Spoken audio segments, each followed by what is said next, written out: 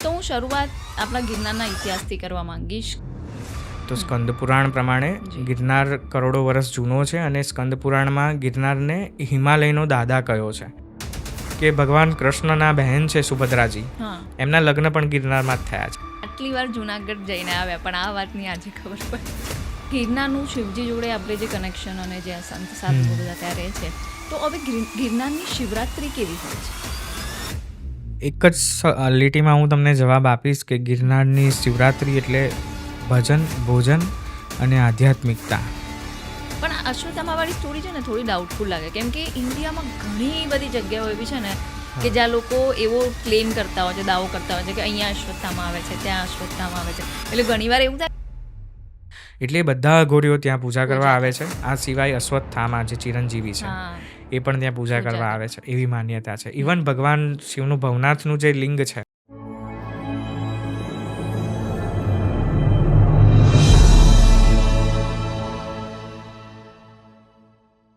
નમસ્તે. આપનો આજનો પોડકાસ્ટ છે એ ખૂબ જ સ્પેશિયલ છે, કેમ કે આ શિવરાત્રી સ્પેશિયલ પોડકાસ્ટ છે અને એના પર પણ આપણો ફોકસ ગિરનાર પર છે. આજના આપણા જે મહેમાન છે એ છે વિવેકભાઈ ચુડાસમા, જે છેલ્લા 8 વર્ષથી મીડિયામાં કામ કરે છે અને અત્યારે ન્યૂઝ કેપિટલના ડિજિટલ કન્ટેન્ટ હેડ છે. એ ગિરનારની 11 વાર પરિક્રમા કરી ચૂક્યા છે. એમના ઘરની પરંપરા છે અને એ ગિરનારથી ખૂબ નજીકથી જોડાયેલા છે.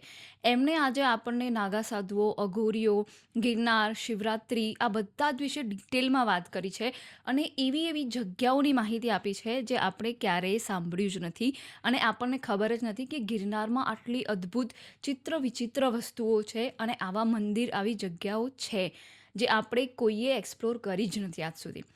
આજનો પોડકાસ્ટ ખૂબ જ ઇન્ટરેસ્ટિંગ છે અને ઘણો બધો ઇન્ફોર્મેટિવ છે. તમને ખૂબ મજા આવશે. મને પણ ખૂબ મજા આવી છે. તો આખો પોડકાસ્ટ જોવાનું બિલકુલ નહીં ભૂલતા. આ ચેનલને સબસ્ક્રાઈબ કરો. આપણું ઇન્સ્ટા ચેનલ પણ છે સેમ ગુજરાતી મેળોના નામથી. એને પણ ફોલો કરો અને વધુમાં વધુ લોકો જોડે આને શેર કરજો. આવજો.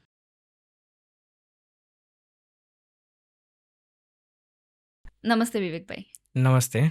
સ્વાગત છે તમારું ગુજરાતી મેળોમાં. ખૂબ ખૂબ આભાર તમારો કે મને એઝ અ ગેસ્ટ તમે અહીંયા બોલાયો છે. આપણે ઘણી બધી ચર્ચા કરીશું, ઘણી બધી વાતો કરીશું. બિલકુલ બિલકુલ. સ્પેસિફિકલી તમારું જે નોલેજ છે ને આપણા ગુજરાતના ગિરનાર વિશે તમારી જોડે બહુ જ બધું નોલેજ છે. તો આજે આ પોડકાસ્ટ સ્પેસિફિકલી મારે ગિરનાર માટે જ કરવો છે કે દરેક ગુજરાતી જોડે ઇન્ફોર્મેશન જાય કે ગુજરાતનું એ ગિરનારમાં શું આવેલું છે, એનું શું ઇમ્પોર્ટન્સ છે, એનો ઇતિહાસ શું છે અને આપણને કઈ કઈ વસ્તુ એના વિશે ખબર જ નથી. હા, ચોક્કસ. ગુજરાતની ગિરનાર જગ્યા જે છે એ ગુજરાતીઓ હજી પણ નથી જાણતા. ત્યાં એનો ઇતિહાસ, એની ઓછી જાણીતી જગ્યાઓ, એનું જે આખું કલ્ચર છે, સાધુઓનું કલ્ચર છે, નાગા સાધુઓનું કલ્ચર છે, એના વિશે હજી ઘણા ગુજરાતીઓ અજાણ છે. બિલકુલ બિલકુલ. તો હું શરૂઆત આપણા ગિરનારના ઇતિહાસથી કરવા માંગીશ કે કેટલો જૂનો છે અને એનું વાર્તા શું છે, અગર તમે કહી શકો. આ ગિરનાર જે જગ્યા છે એ કરોડો વર્ષ જૂની છે. ઓકે. આપણી પાસે જે અત્યારે ઉલ્લેખ આપણે કરીએ તો સ્કંદ પુરાણ પ્રમાણે જી. ગિરનાર કરોડો વર્ષ જૂનો છે અને સ્કંદ પુરાણમાં ગિરનારને હિમાલયનો દાદા કયો છે. એટલે કે હિમાલય કરતાં પણ વધારે જૂનો ગિરનાર છે.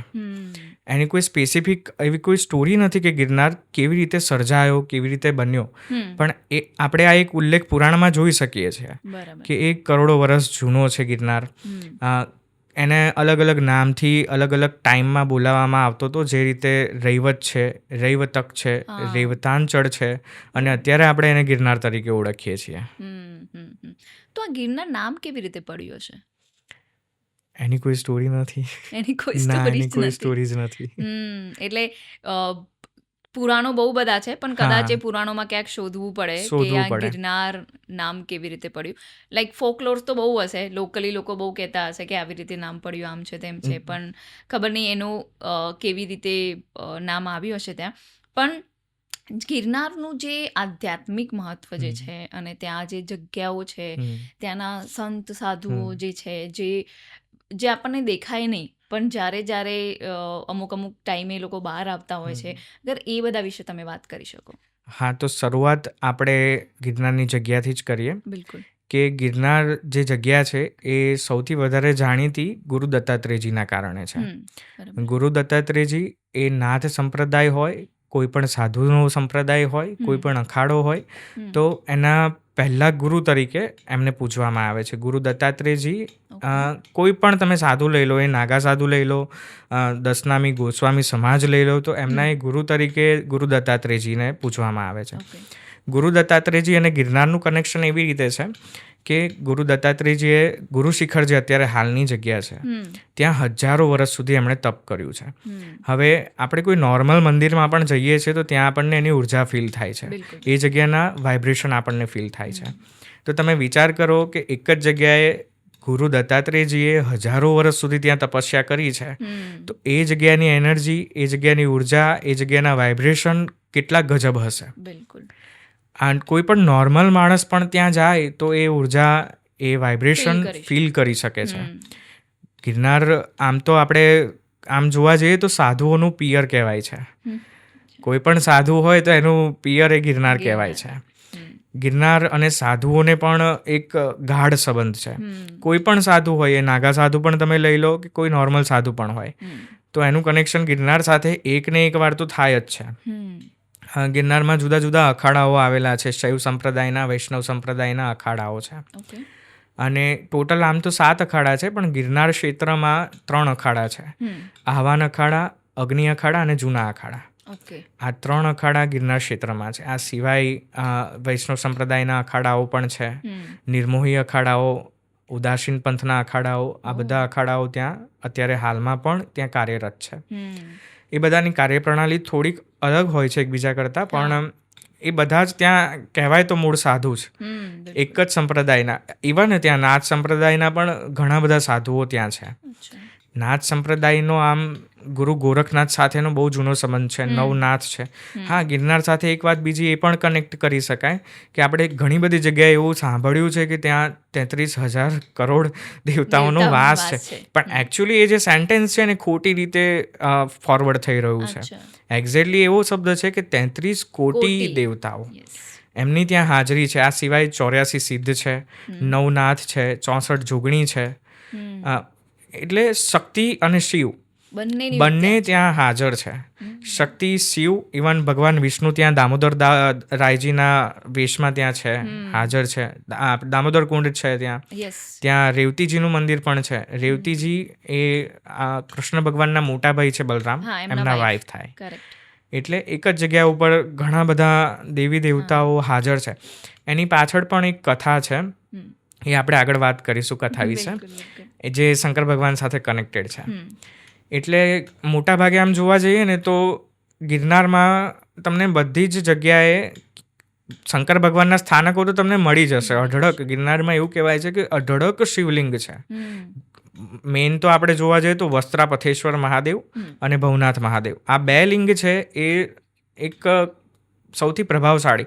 આમ આપણે જાણીએ છીએ કે ભવનાથ મહાદેવનું નામ ઘણું મોટું છે, બધાને ભવનાથ મહાદેવ વિશે ખબર હોય છે, પણ ભવનાથ મહાદેવની સામે છે વસ્ત્રાપથેશ્વર મહાદેવનું મંદિર. મને પણ નહોતી ખબર. હા, અને ભવનાથ મહાદેવ કરતાં પણ પુરાણું લિંગ એ વસ્ત્રાપથેશ્વર છે. તો ભવનાથ મહાદેવ તો વિશે મેં સાંભળ્યું છે કે એ સ્વયંભૂ છે. તો હવે એ સ્વયંભૂ છે તો એનાથી જૂનું તમે કહો છો એ છે, તો એ પણ સ્વયંભૂ જ હશે? હા, એ પણ સ્વયંભૂ છે. વસ્ત્રાપથેશ્વરજીનું જે લિંગ છે એ તમે જોશો ને તો આપણા નોર્મલ શિવલિંગ કરતાં ઘણું મોટું છે. આ સિવાય પણ ભગવાન કૃષ્ણએ પણ ત્યાં ઘણી બધી આરાધના કરી છે, પૂજા કરી છે. એમના હાથે સ્થપાયેલું શિવલિંગ પણ ત્યાં ગુફામાં, મુચકુંદ ગુફા કરીને એક જગ્યા છે, એમાં ભગવાન કૃષ્ણએ પોતાના હાથે સ્થાપેલું શિવલિંગ છે. અને એની સાઇઝ પણ આપણે કાળક્રમે જોઈએ ને તો શિવલિંગની સાઇઝ નાની થતી જાય છે. જ્યારે મને ખ્યાલ છે ત્યાં સુધી સોમનાથ મહાદેવજીનું જે લિંગ છે એ અત્યારે જે આપણે જોઈએ છે એના કરતાં પણ ઘણું મોટું હતું. તોડાયું એના પહેલાં ઘણી બધી વાર મોહમ્મદ ગજનીએ હુમલા કર્યા અને પછી એક પ્રોસેસ, આઈ થિંક ઘણી બધી વખત 16-17 વાર હુમલા થયા અને પછી અત્યારે જે આપણે જોઈએ છીએ ઓરિજિનલ શિવલિંગ નથી, પણ એક ટાઈમમાં એ ઘણું મોટું શિવલિંગ હતું. તો જે દ્વાપર યુગ, કૃષ્ણ ભગવાન દ્વાપર યુગ આખો જે કહેવાય, તો એની સાથે કનેક્ટેડ જે શિવલિંગ છે એની સાઇઝ અત્યારના શિવલિંગ કરતાં ઘણી મોટી છે. તમે ત્યાં જાઓ, મુચકુંદ ગુફામાં જાઓ તો તમને ત્યાં એ લિંગ ઇઝીલી જોવા મળે છે. ત્યાં તમે એટલે જુનાગઢમાં જ છે કે એનાથી ના આઉટસ્કર્ટમાં છે? જુનાગઢમાં જ છે, તળેટીમાં જ છે. જે ગિરનારની જે તળેટી છે એ તળેટીમાં જ છે. ભગવાન કૃષ્ણની લગતી પણ ઘણી બધી કથાઓ જે છે એ તળેટીને બહુ જ કનેક્ટ કરે છે. આટલી વાર જુનાગઢ જઈને આવ્યા પણ આ વાતની આજે ખબર પડી છે. હા, એટલે ઘણા બધા લોકો આ વાત નથી જાણતા. હા. ઇવન તમને કદાચ આપણા દર્શકોને પણ નહીં ખ્યાલ હોય કે ભગવાન કૃષ્ણના બહેન છે સુભદ્રાજી, હા. એમના લગ્ન પણ ગિરનારમાં જ થયા છે, એ ક્ષેત્રમાં જ થયા છે. ઓહ. અને ભગવાન કૃષ્ણ સુભદ્રાજીને ભગાડીને લાયા હતા. કદાચ હા. તમને એ કથા વિશે કથા થોડો યાદ છે. હા હા. અંદાજ હશે. હમ. એટલે કોઈ એક ભાઈ છે એ બહેનને લઈને આવે છે અને એને હા. અર્જુનની જોડે પરણાવે છે. હમ. એ કથા પણ એ ગિરનાર ક્ષેત્રમાં જ બની છે. ઓહો. એમના લગ્ન છે, લગ્નનું સ્થળ પણ ગિરનાર ક્ષેત્રમાં જ છે. હજુ છે, અવેલેબલ છે? હા, એ જગ્યા આજે પણ છે. આજે પણ આપણે ત્યાં જઈ શકીએ છીએ. પણ ઘણા બધા લોકોને ખબર નથી કે એ જગ્યા છે, ત્યાં આ ઘટના બની છે. ભગવાન હા. કૃષ્ણની બેન સુભદ્રાજી અને અર્જુનના લગ્ન એ જગ્યાએ થયા છે. ઘણા બધા લોકો એનાથી જાગૃત નથી, અવેર નથી એનાથી. આઈ થિંક ગવર્મેન્ટે છે ને કંઈક બોર્ડ લગાવવા જોઈએ આવી જગ્યાઓએ કે આ આટલી જગ્યાઓ અહીંયા છે. લાઈક સેમ વસ્તુ કાશીમાં પણ થાય. એટલી બધી જગ્યાઓ છે ને કે નોર્મલ માણસ કન્ફ્યુઝ થઈ જાય કે કઈ જગ્યાએ જવું ના જવું અને કોઈને ખબર જ નથી. લાઈક કાશીમાં જેમ દરેક ખૂણે એક અદ્ભુત મંદિર હશે એમ. હા. તો એવી જ રીતે લાઈક તમે આટલી બધી વાતો કરો છો તો લાઈક હું કેટલી વાર ગિરનાર જઈને આવી છું પણ મને પણ નથી ખબર ને આ જગ્યાઓ જોઈ જ નથી. હા, એટલે ઘણી જગ્યાઓ એવી છે કે જ્યાં તમારે ત્યાં સુધી પહોંચવા માટે કાં તો તમારે ખૂબ ચાલવું પડશે. ઘણા બધા કઠણ રસ્તાઓ છે, તમારે ઝરણાઓમાંથી પસાર થવું પડશે, કાચી પગદંડીઓ ઉપર ચાલવું પડશે, ધૂળિયા રસ્તા હશે. હવે આજે હું ઝેન ઝી જોડે જો એને કનેક્ટ કરું તો આટલો બધો એફર્ટ્સ લેવા માટે આજની પેઢી તૈયાર નથી. એ લોકો માનસિક રીતે હજી તૈયાર નથી. એટલે જે લોકો જૂના છે, જે લોકોને હા એવું પણ નથી, આમાં ઘણા અપવાદ પણ છે જેનઝીમાં કે જેમને આવું કરવું ગમે છે, જે અંદરથી એક્ઝેક્ટલી જેમને એક્સપ્લોર કરવું ગમે છે, તો એ લોકો ત્યાં સુધી પહોંચી જાય છે. આ બધી જગ્યાઓ ઝેનઝીના ઘણા બધા આજના યુવાનો છે એક્સપ્લોર કરી રહ્યા છે, ત્યાં સુધી પહોંચી રહ્યા છે. ઓછી જાણીતી જગ્યાઓની હું એક ડેફિનેશન અથવા તો એક લિસ્ટ આપું તો સૌથી પહેલી જગ્યા એ છે આપણે તળેટીમાં પ્રવેશ કરીએ. તળેટીમાંથી પ્રવેશ અને એ દરેક જગ્યા સાથે એક કથા જોડાયેલી છે. જો હું એ કથાનો ઉલ્લેખ નહીં કરું ને તો એપિસોડ બહુ લાંબો થઈ જશે. એટલે હું તમને એક શોર્ટમાં એક લિસ્ટ કહું તો એક જગ્યા છે જ્યાં રામદેવ પીરનું મંદિર આવેલું છે. રામદેવ પીરનો તમે પાઠ ખ્યાલ હશે તમને, રામદેવ પીરના પાઠ થતા હોય છે. તે પાઠમાં 4 અલગ અલગ લેયર હોય છે. એમાં જે સૌથી ઉપરનું લેયર હોય છે ને કળિયુગને દર્શાવે છે. તો ત્યાં એ જગ્યા સાથે પણ એક કથા જોડાયેલી છે. ત્યાં એવું કહેવાય છે કે ત્યાં બાજુનું એક ગામ છે, ત્યાં કળિયુગમાં રામદેવ પીર જે માણસનો અવતાર લઈને જ્યારે ત્યાં લગ્ન કરશે ને ત્યારે પૃથ્વીનો વિનાશ થશે, આવી એક કથા છે. એટલે એ જગ્યાએ જે ઓરિજિનલ પાર્ટ જે તમે કહી શકો ને તો એ ત્યાં એક પર્વત છે નાનો, ત્યાં છે. બીજી જગ્યા છે કે ત્યાં વાઘેશ્વરી માતાજીનું મંદિર છે. વાઘેશ્વરી માતાજીનું એમાં 2 છે, એક ઉપલા વાઘેશ્વરી અને એક નીચલા વાઘેશ્વરી. નીચલા વાઘેશ્વરી મંદિરે તમે ઇઝીલી જઈ શકો છો, પણ ઉપલા વાઘેશ્વરી મંદિરે જવા માટે તમારે 100-200 પગથિયા ચડવા પડશે. પછી એક છે મૌની બાપુનો આશ્રમ. ત્યાં હનુમાનજીનું એક બહુ જ પુરાણું મંદિર છે. સિંદૂરી મૂર્તિ ઘણી મોટી, આઈ થિંક 4-5 ફૂટ મોટી મૂર્તિ છે ત્યાં હનુમાનજીની. અને ત્યાં એક મૌન ધારણ કરીને રહેતા સાધુ ત્યાં ઘણા વર્ષોથી રહે છે. એ મૌની બાપુનો આશ્રમ, એ રીતે એ જગ્યા ઓળખાય છે. પછી ત્યાંથી સહેજ આગળ જઈએ તો મુચકુંદ ગુફા આવે. મુચકુંદ ગુફા રસ્તા પર જ છે, જે તળેટી જવાનો રસ્તો છે ત્યાં બાજુમાં અડીને જ છે મુચકુંદ ગુફા. એક એ જગ્યા છે કે જ્યાં મેં તમને વાત કરી ભગવાન કૃષ્ણના હાથે સ્થપાયેલું શિવલિંગ ત્યાં છે. આ સિવાય પણ ત્યાં અન્નપૂર્ણા માતાજીનું મંદિર છે. રેવતી કુંડ છે. ગિરનારમાં ઘણા બધા કુંડ છે, મૃગી કુંડ છે, દામોદર કુંડ છે, રેવતી કુંડ છે, એટલે સૂર્યકુંડ પણ છે ત્યાં. ઘણા લોકોને આ પણ નહીં ખબર હોય કે ગિરનાર ક્ષેત્રમાં સૂર્યકુંડ પણ છે, આજે પણ છે. એટલે ઘણા બધા કુંડ છે, એમાં રેવતી કુંડ છે. પછી બાજુમાં જ રેવતી કુંડને અડીને જ દામોદર કુંડ છે. દામોદર કુંડ છે, દામોદર કુંડની બાજુમાં દામોદર રાયજીનું મંદિર છે, જેની સ્ટોરી આપણે નરસિંહ મહેતા સાથે કનેક્ટેડ છે. પછી ત્યાંથી સહેજ આપણે આગળ વધીએ તો તળેટી, મેઇન તળેટી આવે. મેઇન તળેટીમાં તળેટીની નીચેથી જો આપણે વાત કરીએ તો ત્યાંથી તમે કાશ્મીરી બાપુના આશ્રમે જઈ શકો. કાશ્મીરી બાપુ વિશે બધા દર્શકો જાણે જ છે, બધાએ ક્યારેક તો એમનું નામ સાંભળ્યું જ હશે. આજે પણ એ જગ્યા એટલી રળિયામણી, એટલી સરસ જગ્યા છે કે તમે એક વખત અને ત્યાં જવા માટે પાછો તમારે 1-2 કિલોમીટર ધૂળિયા રસ્તા ઉપર ચાલવું પડે, જંગલના રસ્તે તમે ત્યાં સુધી પહોંચી શકો. પણ એ જગ્યાએ તમે જાઓ તો ત્યાં તમને એ વાઇબ્રેશન ફીલ થાય. ત્યાં એ જગ્યાએ દાતારેશ્વર મહાદેવનું મંદિર છે. દાતારેશ્વર મહાદેવની સ્થાપના એ ઘણા વર્ષો પહેલાં કાશ્મીરી બાપુએ જ કરી હતી. જ્યારે આશ્રમ સ્થપાયો ત્યારે કાશ્મીરી બાપુ અને ગિરનારમાં 2 છે, એક દાતાર છે અને એક ગિરનાર છે. દાતાર ઉપર દરગાહ છે અને એની ઉપર એક નવનાથનો ધૂણો છે. એટલે છે એ મૂળ જગ્યા તો આપણે એમ કહીએ તો સનાતનની જ છે. અને કાશ્મીરી બાપુને દાતાર બાપુ પર બહુ જ શ્રદ્ધા હતી અને એટલા માટે ત્યાં એમણે દાતારેશ્વર મહાદેવનું સ્થાપન કર્યું. અને દરગાહ કોની છે ત્યાં? જમેલ શાહ દાતારની દરગાહ છે. હા, જમેલ શાહ દાતારની ત્યાં. અને ત્યાં ગમે તે વર્ણનું હોય કે ગમે તે રિલિજનનું વ્યક્તિ હોય, એ બધાને જગ્યા ઉપર બહુ શ્રદ્ધા છે ને અતૂટ શ્રદ્ધા છે. વર્ષોથી ત્યાં પટેલ બાપુ પહેલાં હતા, ભીમ બાપુ ત્યાં સેવા આપે છે. ત્યાં મહંત તરીકે એક ગાદી ત્યાં હેન્ડઓવર થઈ રહી છે. એક પછી એક બધા જે આપણે ગાદી પરંપરા હોય એમાં એ હેન્ડઓવર થાય છે. એટલે ત્યાં ઇવન ત્યાં એ જે જગ્યા છે ને ત્યાં એક ગુફા છે દાતારમાં.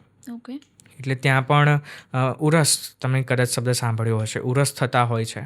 ઉરસ થાય ત્યારે ત્યાં ગુફામાં જે એક માન્યતા છે કે ત્યાં જે નવનાથ હતા એમના અમુક વસ્ત્રો પડ્યા છે. એ વસ્ત્રો છે, ત્યાં અલંકાર પણ છે એમના, જે અમુક એ લોકો જે વસ્તુ વાપરતા હતા, પહેરતા હતા, એ ત્યાં ગુફામાં આજે પણ છે. અને ઉરસના દિવસે સૌથી પહેલાં ત્યાં એ વસ્તુઓને ચંદન ચડાવવામાં આવે છે, પછી ઉરસની શરૂઆત થાય છે. એટલે આ પણ એક કથા કનેક્ટેડ છે. દાતાર, કાશ્મીરી બાપુનો આશ્રમ, આ બધી જગ્યાઓ, ઇવન આ બધી જગ્યાઓ એકબીજા સાથે અંદરો અંદર પણ ઘણી બધી રીતે કનેક્ટેડ છે. તમે કાશ્મીરી બાપુના આશ્રમ જશો તો એ 2 રસ્તા છે. એમાંથી એક રસ્તો છે એ ગોરખનાથ આશ્રમની સામેથી જંગલમાં થઈને જાય છે, એકદમ પ્યોર જંગલ, એકદમ નેચરલ જંગલમાં થઈને જાય છે. ત્યાંથી તમે એ રસ્તે જાઓ ને તો વચ્ચે એક 52 હાથ પીરની દરગાહ આવે છે. એની પાછળની સ્ટોરી મને ખ્યાલ નથી, પણ એ 52 હાથ પીરની જે મજાર છે ને, એ આપણે આ 52 હાથ કનેક્ટ કરીએ ને એટલી લાંબી મજાર છે. એટલે ગિરનારનું જંગલ છે ને ઘણી બધી આવી એકદમ એકદમ અનનોન જગ્યાઓ આપણે કહીએ ને કે જે ઓછી જાણ, એ ઘણી બધી જગ્યાઓ છે જેને સાચવીને બેઠું છે. એટલે અનનોન છે એટલે સચવાઈ છે. એક્ઝેક્ટલી. તમે એ પણ કહી શકો કે અનનોન છે ને એટલે સચવાઈ રહી છે. બાકી જ્યાં જ્યાં સુધી આજે માણસો પહોંચ્યા છે એ જગ્યાઓની, ત્યાં દુર્ગતિ જ છે. એ આપણે જોઈ શકીએ છીએ. અને પછી બીજી જગ્યાઓ વિશે આપણે આગળ વધીએ તો ત્યાં ભવનાથ દાદાનું મંદિર છે, વસ્ત્રાપથેશ્વર મહાદેવનું મંદિર છે, ઇવન ગિરનાર ક્ષેત્ર છે ત્યાં ઘણા બધા મંદિરો, બીજા પણ માતાજીના ભગવાનના મંદિરો છે. ત્યાં અખાડાઓ છે, જે મેં અખાડા તમને પહેલાં ગણાવ્યા, એ બધા જ અખાડા ત્યાં તળેટીમાં જ છે. પછી ત્યાંથી તમે થોડા આગળ વધો તો ઇન્દ્રેશ્વર મહાદેવનું એક મંદિર છે, જ્યાં એ સ્ટોરી પણ નરસિંહ મહેતા સાથે કનેક્ટ કરે છે. આમ તો મૂળ કનેક્શન એનું ઇન્દ્રસ સાથે છે, તમે નામથી જ જાણી શકશો. પણ એનું એક કનેક્શન નરસિંહ મહેતા સાથે પણ છે. આ સિવાય ઇન્દ્રેશ્વર એક ચેકપોસ્ટ છે. એ ચેકપોસ્ટ પરથી તમે એન્ટ્રી કરો એટલે તમે જંગલના રસ્તે થઈને ઘણું બધું ચાલવું પડે છે. આઈ થિંક 5-1 કિલોમીટર તમે ચાલો ને તો ત્યાં આત્મેશ્વર મહાદેવનું મંદિર છે. આત્મેશ્વર મહાદેવથી પછી તમે હજી ઉપર જાઓ તો ત્યાં ઈંટવા ઘોડી આવે, ત્યાં જોગણેશ્વર મહાદેવનું મંદિર છે. એટલે ગિરનારમાં ઘણા બધા શિવલિંગો છે. બહુ જ બધા સાધુ સિદ્ધો ત્યાં તપસ્યા કરી ચૂક્યા છે. એમના હાથે સ્થપાયેલા લિંગ પણ ત્યાં આજે પણ હાજર છે, હયાત છે, તેની પૂજા થાય છે. બીજી એક ઇન્ટરેસ્ટિંગ જગ્યાની વાત કરું, ગિરનારમાં આખી પર્વતમાળા છે. એ પર્વતમાળાના નામ પણ છે, દરેક પર્વતના અલગ અલગ નામ છે. ત્યાં 2 પર્વત છે, એક જોગણીયો ડુંગર અને એક ઓઘડિયો ડુંગર.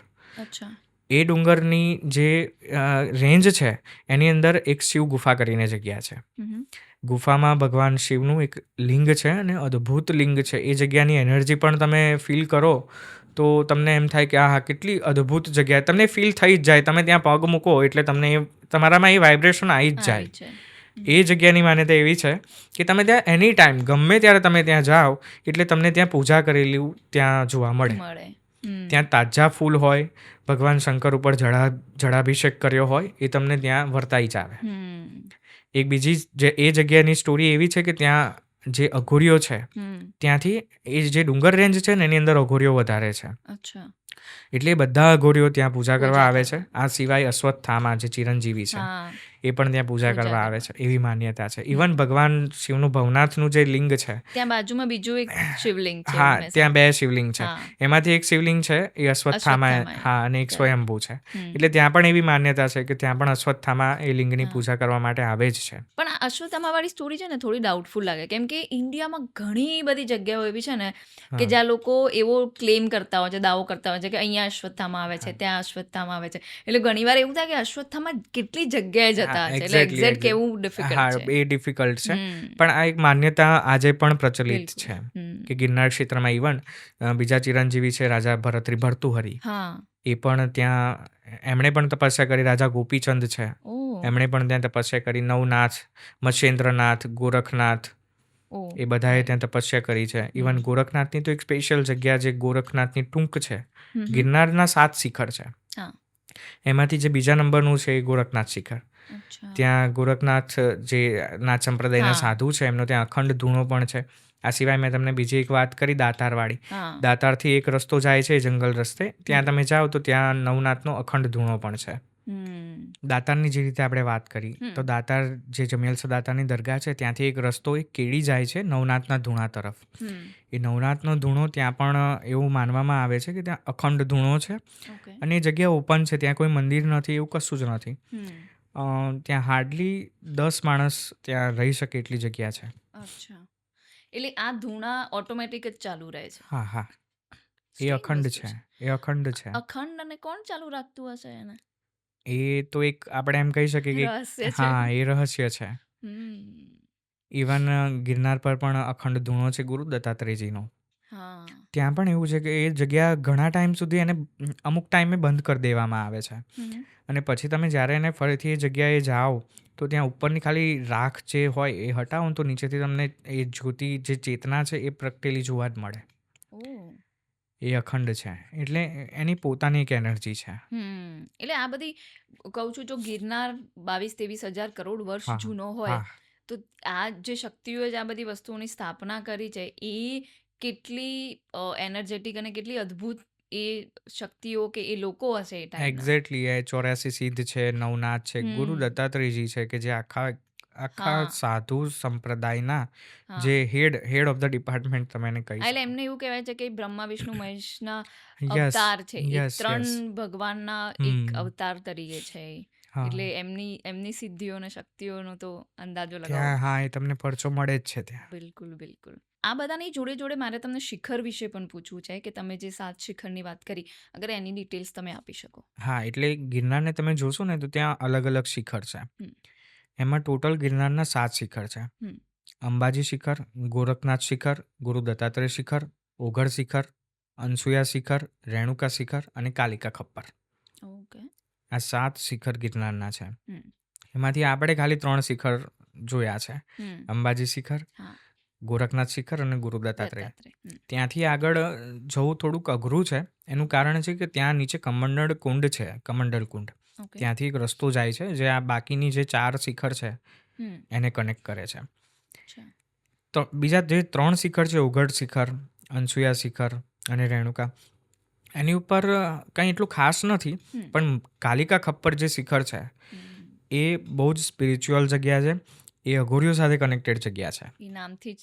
હા, કાલિકા ખપ્પર. હમ ત્યાં એક ગુફા છે ને ગુફામાં મહાકાળી માતાજીની એક સિંદૂરી મૂર્તિ છે, અચ્છા.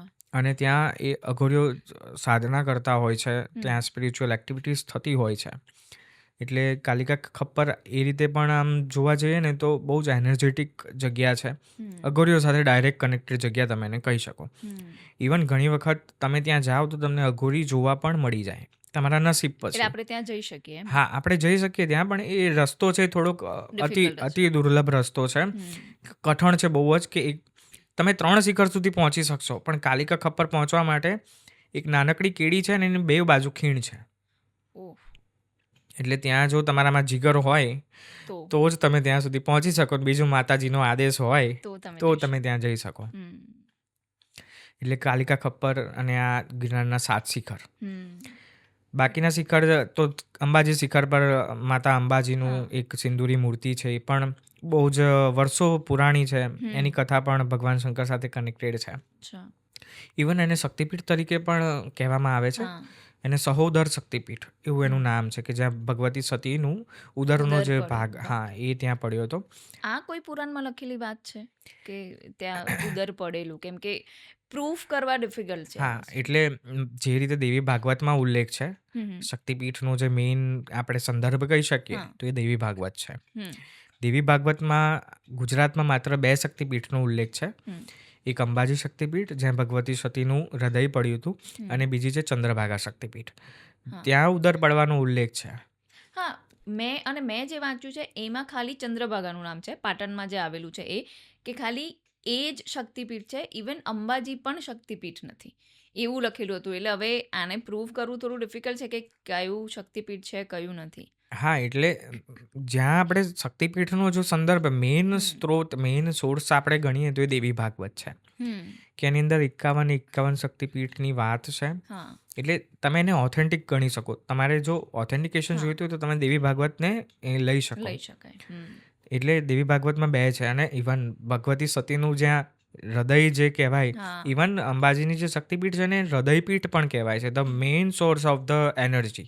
અને ત્યાં મૂર્તિ જ નથી. આપણે ત્યાં આટલા મૂર્તિ જ ટાઈમથી જઈએ નથી. છીએ પણ કોઈ એટલું ધ્યાન નથી હમ આપતું કે ત્યાં અંદર મૂર્તિ નથી. હા, ત્યાં વિષય યંત્રની પૂજા થાય છે, હમ અને એ પણ પૂજારીને આંખે પાટા બાંધીને ત્યાં પૂજા કરવી પડે છે. એ પણ ત્યાં જોઈ શકતા નથી. એવું કેમ? હા, એનું એનર્જીનું કદાચ કોઈ રીઝન હોય, હા પણ જેમ જગન્નાથપુરીમાં છે જે એવી રીતે. હાર્ટનું રીઝન છે કે ત્યાં હા તમારે હાર્ટ ટ્રાન્સફર કરવું હોય તો કરેક્ટ તમારે કરેક્ટ. પૂજારીને તો ત્યાં તો ગ્લોવ્સ પણ પહેરે છે હાથમાં, ગ્લવ્સ પહેરે છે, આંખે પાટા હોય છે, આખા પૂરીની લાઇટ્સ ઓફ કરી ઓફ દેવામાં કરી આવે દે છે, છે.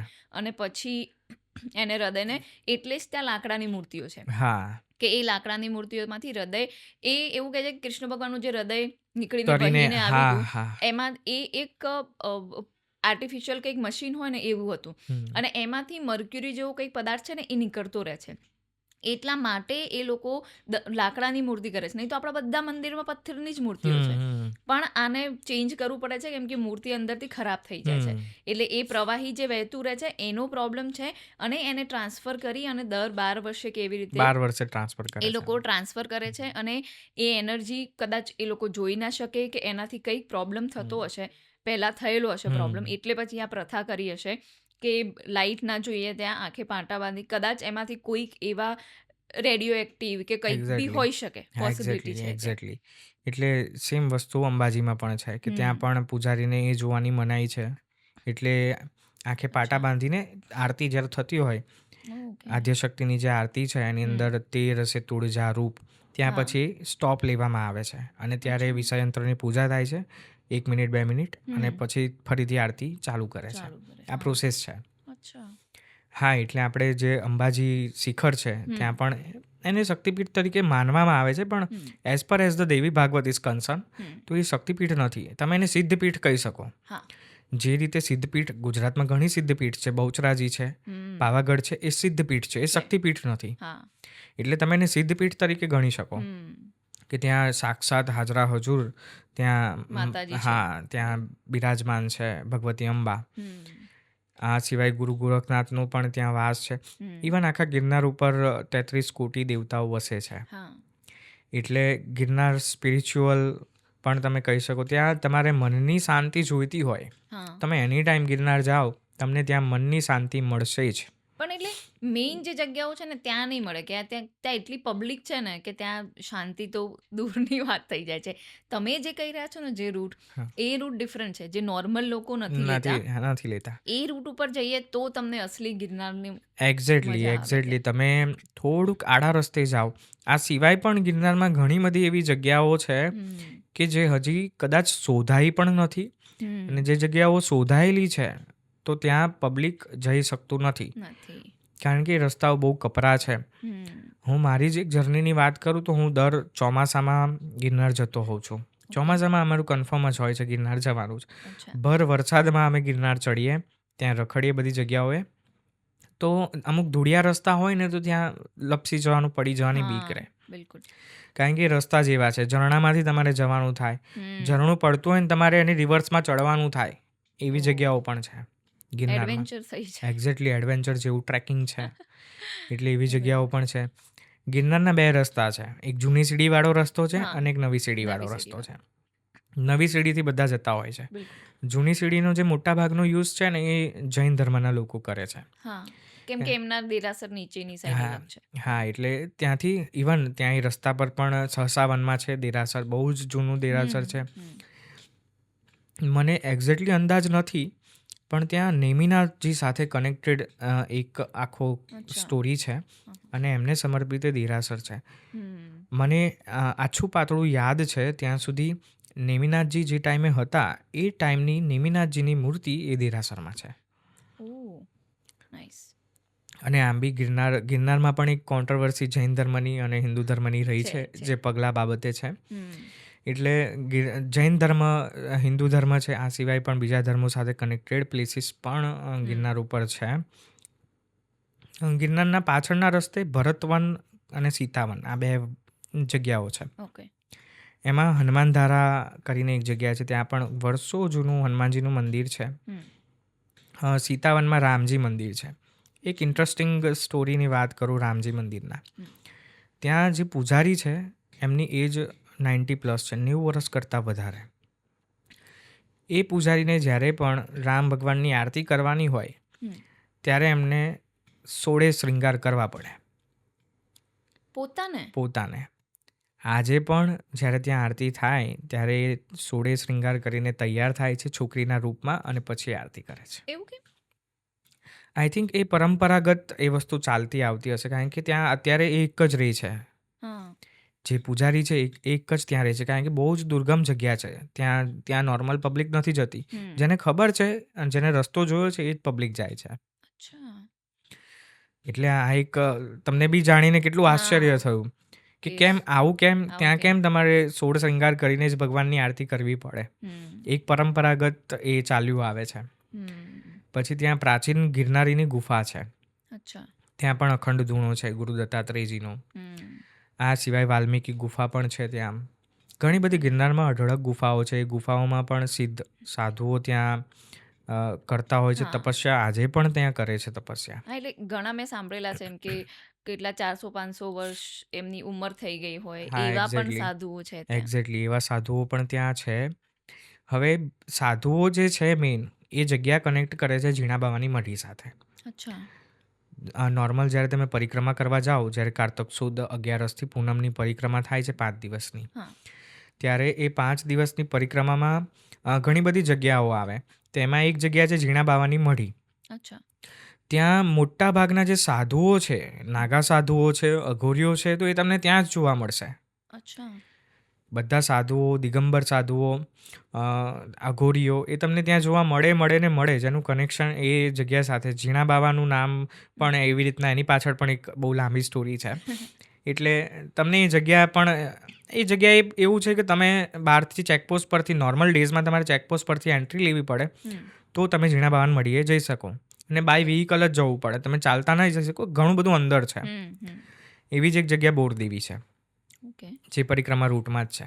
પરિક્રમા રૂટમાં આમ તો ઘણી બધી જગ્યા છે, પણ જ્યાં રાતવાસો કરી શકાય, પડાવ નાખી શકાય એવી જગ્યાઓ ઝીણા બાવાન મઢી છે, સરખડિયા હનુમાન છે અને બોરદેવી છે. આમ 3 મુખ્ય પડાવ છે. જે મેં તમને વાત કરી હતી, સુભદ્રાજીના અને અર્જુનના લગ્ન એ આ બોરદેવીની જગ્યાએ થયા છે. એનું કનેક્શન ત્યાં બોરદેવી, અંબા માતાનું સ્વરૂપ છે બોરદેવી, અને ત્યાં એમની સામે ભગવાનના બહેન સુભદ્રાજી અને અર્જુનના લગ્ન થયા છે. એટલે ગિરનાર, તમે વિચાર કરો કે જ્યારે કૃષ્ણ ભગવાન હતા ત્યારે પણ ગિરનાર હતો. અને ગિરનાર માટે એવું કહેવાય છે કે એક સમયે એને પાંખ હતી, ઘણો ઊંચો હતો ગિરનાર, પછી પડ્યો, રાણક દેવીનો શ્રાપ ને ઘણી બધી વાર્તાઓ એની સાથે કનેક્ટ કરે છે. એ અદ્ભુત વાત છે ને, રણક દેવી વાળી વાત મેં પણ સાંભળેલી કે એની કોઈ એક સ્ત્રીની પુકારથી એક પર્વત સાંભળે અને એના પર એક્શન લે. એટલે એનાથી આપણને એ પ્રૂવ થાય છે કે જેમ સનાતન ધર્મમાં કહે છે કે કણકણમાં ભગવાન છે, બધી વસ્તુઓ જાગૃત વસ્તુઓ છે, બધામાં એનર્જી છે. તો દેટ મીન્સ કે જે ગિરનાર છે એ પણ જાગૃત છે. એક્ઝેક્ટલી. એ પણ સાંભળે છે ને એ સમજે છે કે રણક દેવીએ એવી પોકાર કરી કે એ સાંભળીને પડવા લાગ્યો. એટલે એ અદ્ભુત વાત છે. અને રાણક દેવી એ ચુડાસમા વંશ જે જૂનાગઢમાં હતો એના સતી છે રાણક દેવી. એટલે એણે શ્રાપ આપ્યો ને પછી એણે જ ગિરનારને પડતો રોક્યો, કારણ કે ગિરનારને ભાઈ માને છે, ભાઈ માને છે પોતાનો, બ્રધર. એટલે એના શ્રાપથી ગિરનાર પડ્યો ને પાછું એમણે થાપા મારીને ગિરનારને, હા, એ આજે પણ છે. એટલે એ સતીત્વના પ્રતાપે આપણે એમ કહી શકીએ કે રાણક દેવીના સતીત્વના પ્રતાપે એ પર્વત પણ આખો જે જાગૃત થાય તો એ કેવી વાત કહેવાય એમ. એટલે ગિરનાર સાથે ઘણી બધી સ્ટોરી કનેક્ટેડ છે, ઘણા યુગની સ્ટોરી કનેક્ટેડ છે. દ્વાપર યુગ છે, ત્રેતા યુગ છે, કળિયુગ છે, સતયુગ છે, વર્ષો જૂનો ગિરનાર છે. ગિરનારની સાથે ઘણા બધા લોકો જે નવનાથ છે, 84 સિદ્ધ છે, સાધુઓ છે હાલના, એ બધા જ ત્યાં એ કનેક્ટેડ છે. આજે પણ એવું કહેવાય છે કે તમે દીક્ષા લો છો પછી તમારે એકવાર તો ગિરનાર આવવું જ પડે છે. તમે દીક્ષા લીધી સાધુની, તમે સંન્યાસી બન્યા, સંન્યાસી જીવન તમારું ચાલુ થયું, પછી તમારે ગિરનાર તો આવવાનું જ છે. એ તમારું પિયર છે, સાધુઓનું પિયર છે, એટલે તમારે ગિરનાર આવવું જ પડશે. પણ મને એવું લાગે છે કે જે નાગા સાધુ કે જે અઘોરીઓ જે પ્રોપર સાધના કરતા હશે એ તો બહુ ઓછા જ બહાર આવતા હશે. હા, એ મોટે ભાગે ગુફામાં જીવન વ્યતીત કરે. અઘોરીઓનું જીવન છે ને એ નાગા સાધુઓ કરતાં બહુ અલગ છે. નાગા સાધુ અઘોરીમાં ઘણો બધો ફેર છે. એટલે એ બંનેની લાઈફસ્ટાઈલ અલગ છે, એ બંનેની જીવવાની આખી પદ્ધતિ છે બહુ જ અલગ છે. એટલે બંનેની સાધના પણ અલગ છે. એક્ઝેક્ટલી, બંનેની સાધના પણ અલગ છે. એટલે સાધુઓ જેવું જીવન પસાર કરે છે એવું નાગા સાધુ અઘોરીઓ નથી કરતા. અઘોરીઓ મોટે ભાગે તમને રેરલી જોવા મળશે. રેરલી તમે ત્યાં એમની જગ્યાએ જાઓ ને તો તમને જોવા મળે, અને ઇવન ત્યાં બી એ ગુફાઓમાં હોય કે કોઈ એવી જગ્યાએ બેઠા હોય કે તો તમને જલ્દીથી એ નજરમાં ના આવે. કેમ કે કુંભમાં પણ અમે લોકો ગયા, ત્યાં પણ નાગા સાધુ તમને ઇઝીલી જોવા મળી જતા હતા, પણ અઘોરી જોવા મેં તો એક પણ અઘોરી જોયા જ નહીં ત્યાં. એકચ્યુઅલી કહું તો નાગા સાધુ તો જૂના અખાડા એ બધા અમે ગયા, બહાર પણ બધી જગ્યાએ બેઠેલા જ હતા, પણ અઘોરી ત્યાં સ્પોટ કરવા બહુ ડિફિકલ્ટ હતા. હા, અઘોરીઓ જનરલી ક્યાંય બહાર નથી આવતા, અને કદાચ જો એ આવે છે ને તો એ માત્ર ને માત્ર શાહી સ્નાન વખતે સ્નાન કરવા પૂરતા જ નીકળે. જે કથા મહાકુંભમાં જે રીતે સ્નાન થાય છે એ જ રીતે ગિરનારમાં મહાશિવરાત્રી વખતે થાય છે, તો ત્યારે પણ એવું જ હોય છે કે અઘોરીઓ આવે તો એ માત્ર ને માત્ર સ્નાન કરવા માટે જ એ લોકો આવતા હોય છે. તમારા નસીબ છે કે ત્યારે તમને મળી જાય, જોવા મળી જાય. આની તો કુંભની એક વાર્તા જ છે. લાઈક મારા એક ઓળખીતા જ ત્યાં ગયેલા, અને એમને જોયું કે અઘોરી આવી રીતે, લાઈક પહેલું શાહી સ્નાન હતું ત્યારની વાત છે. કેમ કે હવે બધા જોડે મોબાઈલ હોય છે એટલે બધા વિડીયો લેતા જ હોય. તો આમ અઘોરીનું આખું આવ્યું ટોળું, અને એ સ્નાન કરવા ગયા, લગભગ 20-25 લોકો હશે. તો આમ વિડીયો લેતા જ હતા, અને સ્નાન કરીને બહાર આવે ને તો એમાંથી અમુક લોકો ઓછા થઈ ગયા. તો આ ભાઈ જે વિડીયો બનાવતા હતા એમને પણ એવું થયું કે આવું કેવી રીતે પોસિબલ છે કે કોઈ સ્નાન કરવા અંદર ગયું અને પછી બહાર જ નહીં આવ્યું, ત્યાંથી જ અદ્રશ્ય કોઈ થઈ જાય. એ એકદમ અદ્ભુત વસ્તુ છે. એટલે એમને પણ શોક લાગ્યો. એટલે કદાચ ચલો એમનું નસીબ હશે કે એમને અઘોરી આવા સિદ્ધ અઘોરી ત્યાં જોવા મળ્યા. એક્ઝેક્ટલી. હા, એટલે ગિરનારમાં પણ આવું જ છે કે ઘણું બધું કનેક્શન છે ત્યાં ગિરનારમાં, સાધુઓનું, માણસોનું પણ ત્યાં કનેક્શન છે. આપણે માણસ છીએ, આપણે પણ ત્યાં ગિરનાર માટે હું એવું કહીશ કે તમે ત્યાં એક વખત જાઓ છો ને તો તમે ત્યાં બીજી વખત ત્યાં જવાનું મન થશે જ તમને ઓટોમેટિકલી. જો તમે એને કનેક્ટ કરી શકતા હશો ને તો તમને ત્યાં જવાનું મન ચોક્કસ થશે. એટલે આધ્યાત્મિક રીતે તમારે એને કનેક્ટ કરવું.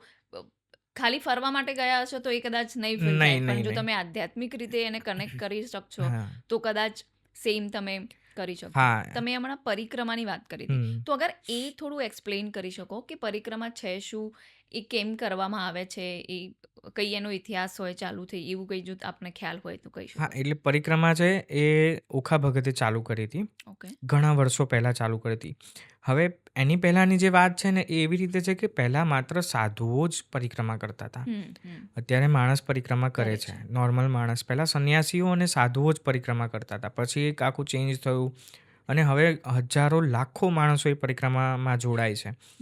ગિરનારની ફરતે એક ચક્કર લગાવવું એટલે પરિક્રમા, ગિરનારની પરિક્રમા, ગિરનારની લીલી પરિક્રમા. આપણે એ રીતે એને ઉલ્લેખ કરતા હોય, ગિરનારની લીલી પરિક્રમા.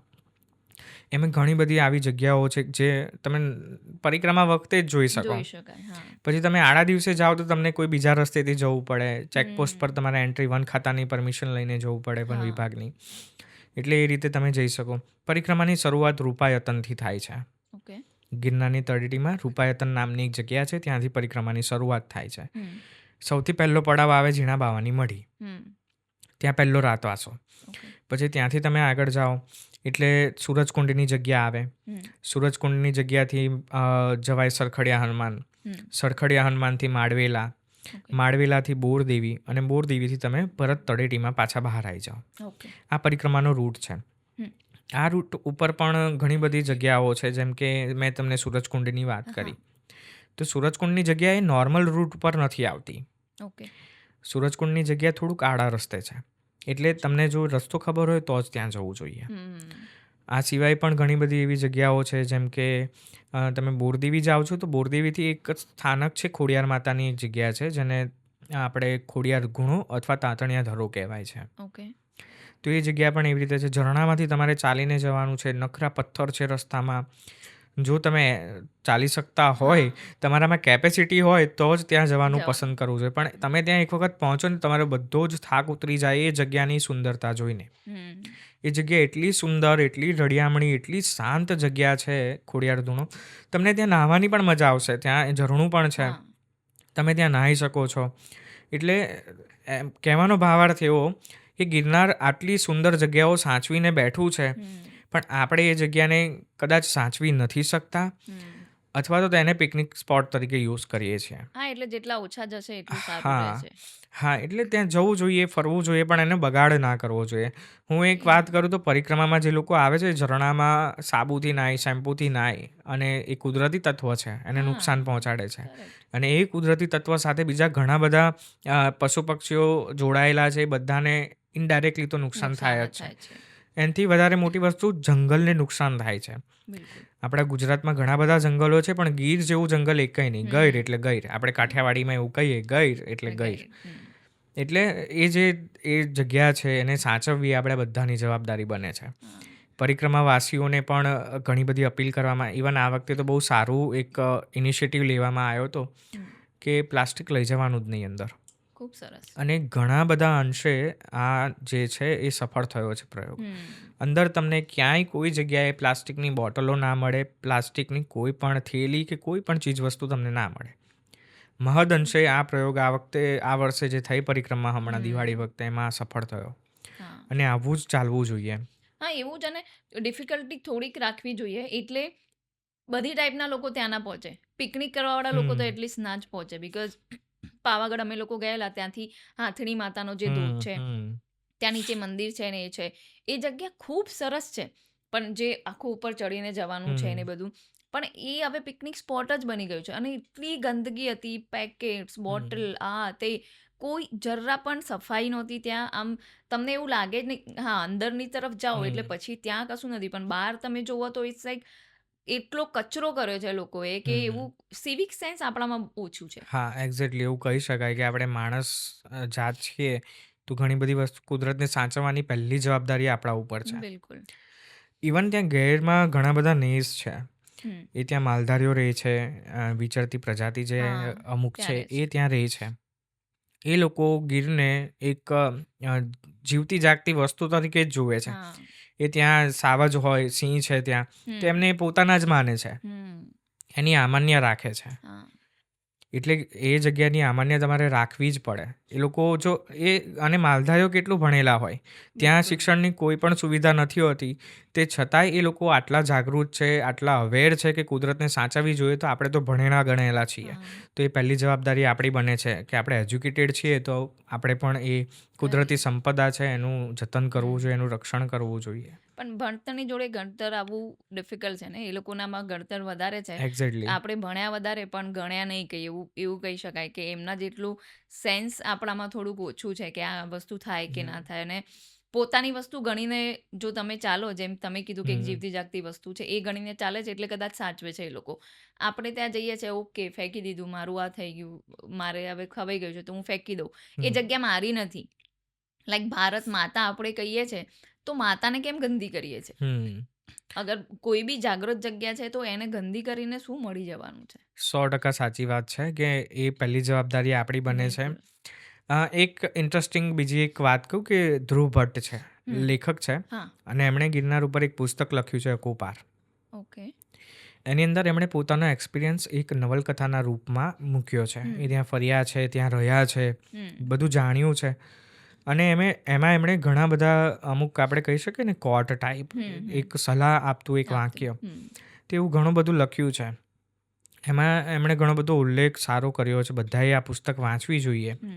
કુદરતને કેવી રીતે એ લોકો સાચવે છે ને એનો ઉલ્લેખ આની અંદર છે. એ લોકો પોતાની એ જગ્યાને પોતાની ગણે છે અને એટલા માટે જ એ સચવાઈ રહી છે આજ સુધી.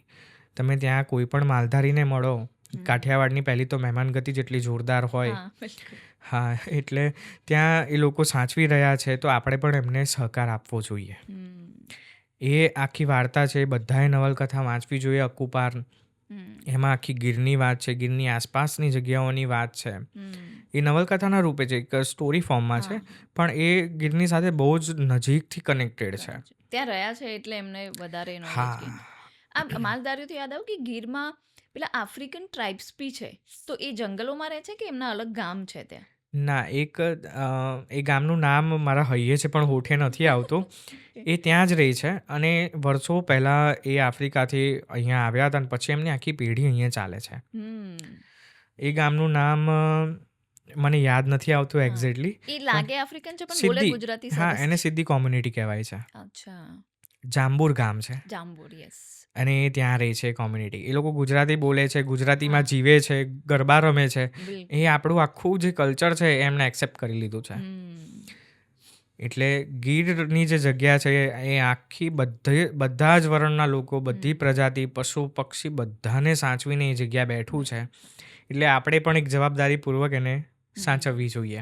પરિક્રમાની આપણે વાત કરતા હતા, તો પરિક્રમામાં આવી ઘણી બધી અનનોન જગ્યાઓ છે કે જ્યાં સુધી પબ્લિક માત્ર ને માત્ર એ ટાઈમમાં ઇઝીલી પહોંચી શકે. બાકી તમારે જવું હોય તો તમે આડા રસ્તે થઈને ચેકપોસ્ટ પરથી પરમિશન લઈને બોરદેવી પણ જઈ શકો, ઝીણાબાવાન મઢીએ પણ જઈ શકો, સરખડિયા હનુમાન જઈ શકો, સૂરજકુંડ જઈ શકો, બધે જ તમે જઈ શકો. આ પરિક્રમા કયા ટાઈમમાં થતી હોય છે? કારતક સુદ એકમથી 11થી કારતક સુદ પૂનમ. કારતક સુદ 11 પરિક્રમાની શરૂઆત થાય છે. એક્ઝેક્ટ ઇંગ્લિશ મંથમાં કયો મંથ આવે?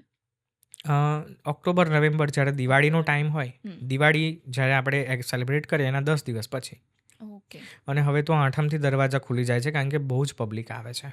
દરેક જગ્યાએ હવે જો બહુ પબ્લિક આવતી હોય. જે રીતે એનું અવેરનેસ થતી જાય છે એમ પબ્લિક ત્યાં આવતી જાય છે, પરિક્રમા કરે છે. અને એક સારી વાત કહું તો પરિક્રમામાં યંગ પેઢી પણ આવતી થઈ છે. જે અત્યારના જે લોકો, ગામડાના લોકો છે એ તો આવે જ છે. એમાં ગમે તે પેઢી હોય, ગામડાના લોકો તમને ત્યાં જોવા મળશે. અને એ સિટીના લોકો કરતાં પણ વધારે મક્કમ ને આપણે એમ કહીએ કે મજબૂત છે. સિટીના લોકો જે છે એ અમુક રીતિ રિવાજ હજી ફોલો નથી કરતા, પણ ગામડાના લોકો આજે પણ ત્યાં જાતે ખાવાનું બનાવે છે અને ત્યાં જાતે ખાવાનું બનાવીને ખાય છે. એ પણ પોતાના વાસણોમાં, પોતાના ત્યાંથી લાવેલું અનાજ, પોતાના ત્યાંથી લાવેલી બધી વસ્તુઓ વાપરે છે. એ જંગલની એક પણ વસ્તુ લાકડા સિવાય વાપરતા નથી. એટલે જે નિયમો છે એને ફોલો કરે છે ત્યાં. હા, એટલે તમે એને નિયમ કહી શકો કે એ એવું માને છે કે જો અમે કદાચ સદાવ્રત અન્નક્ષેત્ર ત્યાં ચાલે છે ત્યાં ખાઈશું તો અમારું પૂન છે ને એ લોકો લઈ જશે. એટલે એ લોકો એમાં બિલીવ કરે છે અને એ લોકો જાતે જ બનાવીને ખાય છે. ત્યાં એ જાતે જ રાંધે છે, 2 ટાઈમ રાંધીને ત્યાં જાતે જ ખાવાનું. અને આ પરિક્રમા કરતા કેટલો ટાઈમ લાગે? પરિક્રમા કરતાં 1 દિવસ થાય, પણ જો તમારે શાંતિથી કરવી છે, બધી જ જગ્યા જોવી છે, તો તમારે દરેક પડાવ ઉપર 1 રાત રોકાવી પડે. ઝીણાબાવાની મઢી, સરખડિયા, હા, ઝીણાબાવાની મઢી, સરખડિયા હનુમાન અને બોરદેવી. ત્રણેય જગ્યાએ તમે એક રાતવાસો કરશો તો તમને બધી જગ્યાઓ જોવા મળશે, શાંતિથી પરિક્રમા થશે, થાક નહીં લાગે. એટલે આ જે જગ્યાઓ છે એમાં બહાર જ નોર્મલી સૂઈ જવું પડે બહાર, કે કોઈ શેડ કે એવું કંઈ? ના, એવું કશું જ નથી. તમારે કુદરતની સાથે સંકલન કરીને પોતાને કુદરત જે રીતે ત્યાં જે એટમોસ્ફિયર છે, એ જગ્યા પ્રમાણે તમારે સેટ થવું પડશે. પણ ત્યાં જંગલ છે તો ત્યાં પછી જાનવર ના આવી જાય રાત્રે? હા, એટલે ત્યાં એક એવું કહેવાય છે, એવી માન્યતા છે કે ત્યાં એક વરદાન મળેલું છે કે પરિક્રમાના સમય દરમિયાન કોઈ પણ જંગલી જનાવર ત્યાં આવતું નથી અને કોઈને નુકસાન નથી પહોંચાડતું. આટલા વર્ષોમાં એવો કોઈ ઇન્સિડન્સ નથી થયા? ના, એક ઇન્સિડન્સ બન્યો હતો 2 વર્ષ પહેલાં કે જ્યાં દીપડાએ એક છોકરી ઉપર હુમલો કર્યો હતો, પણ એ એક વ્યક્તિની, માણસની જ મિસ્ટેકને કારણે એ ઘટના બની હતી. પણ આમ કોઈ તમને બીજો કોઈ ઉલ્લેખ ક્યાંય કોઈ જગ્યાએ મળશે નહીં કે જેમાં કોઈ વન્યજીવે કોઈ માણસને નુકસાન પહોંચે. ઇવન ત્યાં વીંછી છે, મકોડા છે, કીડીઓ છે, ત્યાં જંગલમાં તો એ જ હોવાના. તમે રાત્રે ત્યાં સૂતા હોય તો પણ તમને ના કરડે. એ જગ્યાનું સત છે, પાવર છે એ જગ્યાનો એટલો કે એ સાચવી રહે છે એમ. એ 5 દિવસ એ આપણને સાચવે છે. એ પરિક્રમાના ટાઈમ દરમિયાન તમને કોઈ પણ જગ્યાએ એવી કોઈ ઘટના નહીં બને કે કોઈને વીંછી કરડી જાય કે એવું કંઈ થાય. આમ તો મોસ્ટલી સાંભળતા નથી એવી કોઈ ઘટના બની હોય. હા, એટલે એ પરિક્રમાનું સત છે. ત્યાં ઓપન જ છે, જંગલ છે આખું. ત્યાં જ બધાએ સૂવાનું છે, ત્યાં જ બધાએ ખાવાનું છે. એટલે એ પરિક્રમાની એક અલગ મજા છે કે 5 દિવસ તમે ઇવન બહુ સારી વસ્તુ ત્યાં નેટવર્ક જ નથી આવતું. ખૂબ સરસ. એટલે 5 દિવસ સુધી તમે બહારની દુનિયાથી તમારા છેડા ફાટી જાય એટલે તમારે એ જ જગ્યાનું જે તમે ફોકસ કરી એક્ઝેક્ટલી તમે એ જગ્યામાં તમે રહેતા હોય, તમારું ધ્યાન ત્યાં જ હોય. તમે પરિવાર સાથે જાઓ, મિત્રો સાથે ત્યાં જાઓ, તમે એમની સાથે 5 દિવસ એકદમ ફૂલ્લી બહુ સારી રીતે તમે તમારી જોડે બીજું કશું સાધન જ નથી. અત્યારે આપણે જોઈએ છે તો 2 મિનિટ 5 મિનિટ થાય તો આપણે તરત મોબાઈલ લઈ લઈએ છીએ. ત્યાં એવો કોઈ સ્કોપ જ નથી. તો હવે આપણે પરિક્રમાની ઘણી બધી વાતો કરી. મારે જાણવું છે કે ગિરનારનું શિવજી જોડે શું કનેક્શન છે? જી, ગિરનારની શિવજી સાથે 2 કથા સૌથી વધારે પ્રચલિત છે. એમાંથી એક સ્કંદ પુરાણમાં લખેલી છે.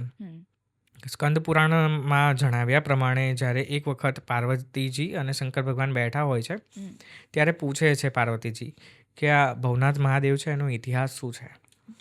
એટલે ભગવાન શિવજી એ કથા માંડે છે કે બ્રહ્માજી એકચ્યુઅલી એનું કનેક્શન બ્રહ્માજી સાથે છે. શોર્ટમાં હું એ કથા કરીશ કે ત્યાં એક દિવસ મહાવદ તેરસ જ્યારે આપણે શિવરાત્રિ ઉજવીએ છીએ, જે ભગવાન શિવજી અને પાર્વતીજીના લગ્નનો દિવસ પણ કહેવાય છે. તો એ દિવસે અજાણતા એક પારધી ત્યાં બીલીપત્રના ઝાડની નીચે એક લિંગ હોય છે ને એની પૂજા કરે છે. અજાણતા પૂજા કરે છે. અજાણતા એનાથી પૂજા થઈ જાય છે અને એ શિવજી એના પર પ્રસન્ન થાય છે.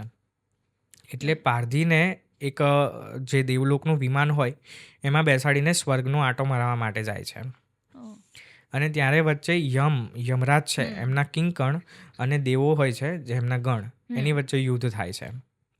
અને એટલામાં ઇન્દ્રદેવ આવે છે અને ઇન્દ્રદેવ પારધીને પૂછે છે કે ભાઈ તને આ લાહો કેવી રીતે મળ્યો?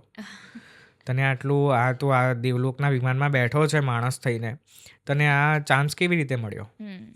એટલે ત્યાંથી પારધી કહે છે કે આવી રીતના અજાણતા મારથી એ લિંગની પૂજા થઈ ગઈ છે અને ભગવાન શિવજી મારા ઉપર પ્રસન્ન થયા છે અને મને એમણે ચાન્સ આપ્યો છે.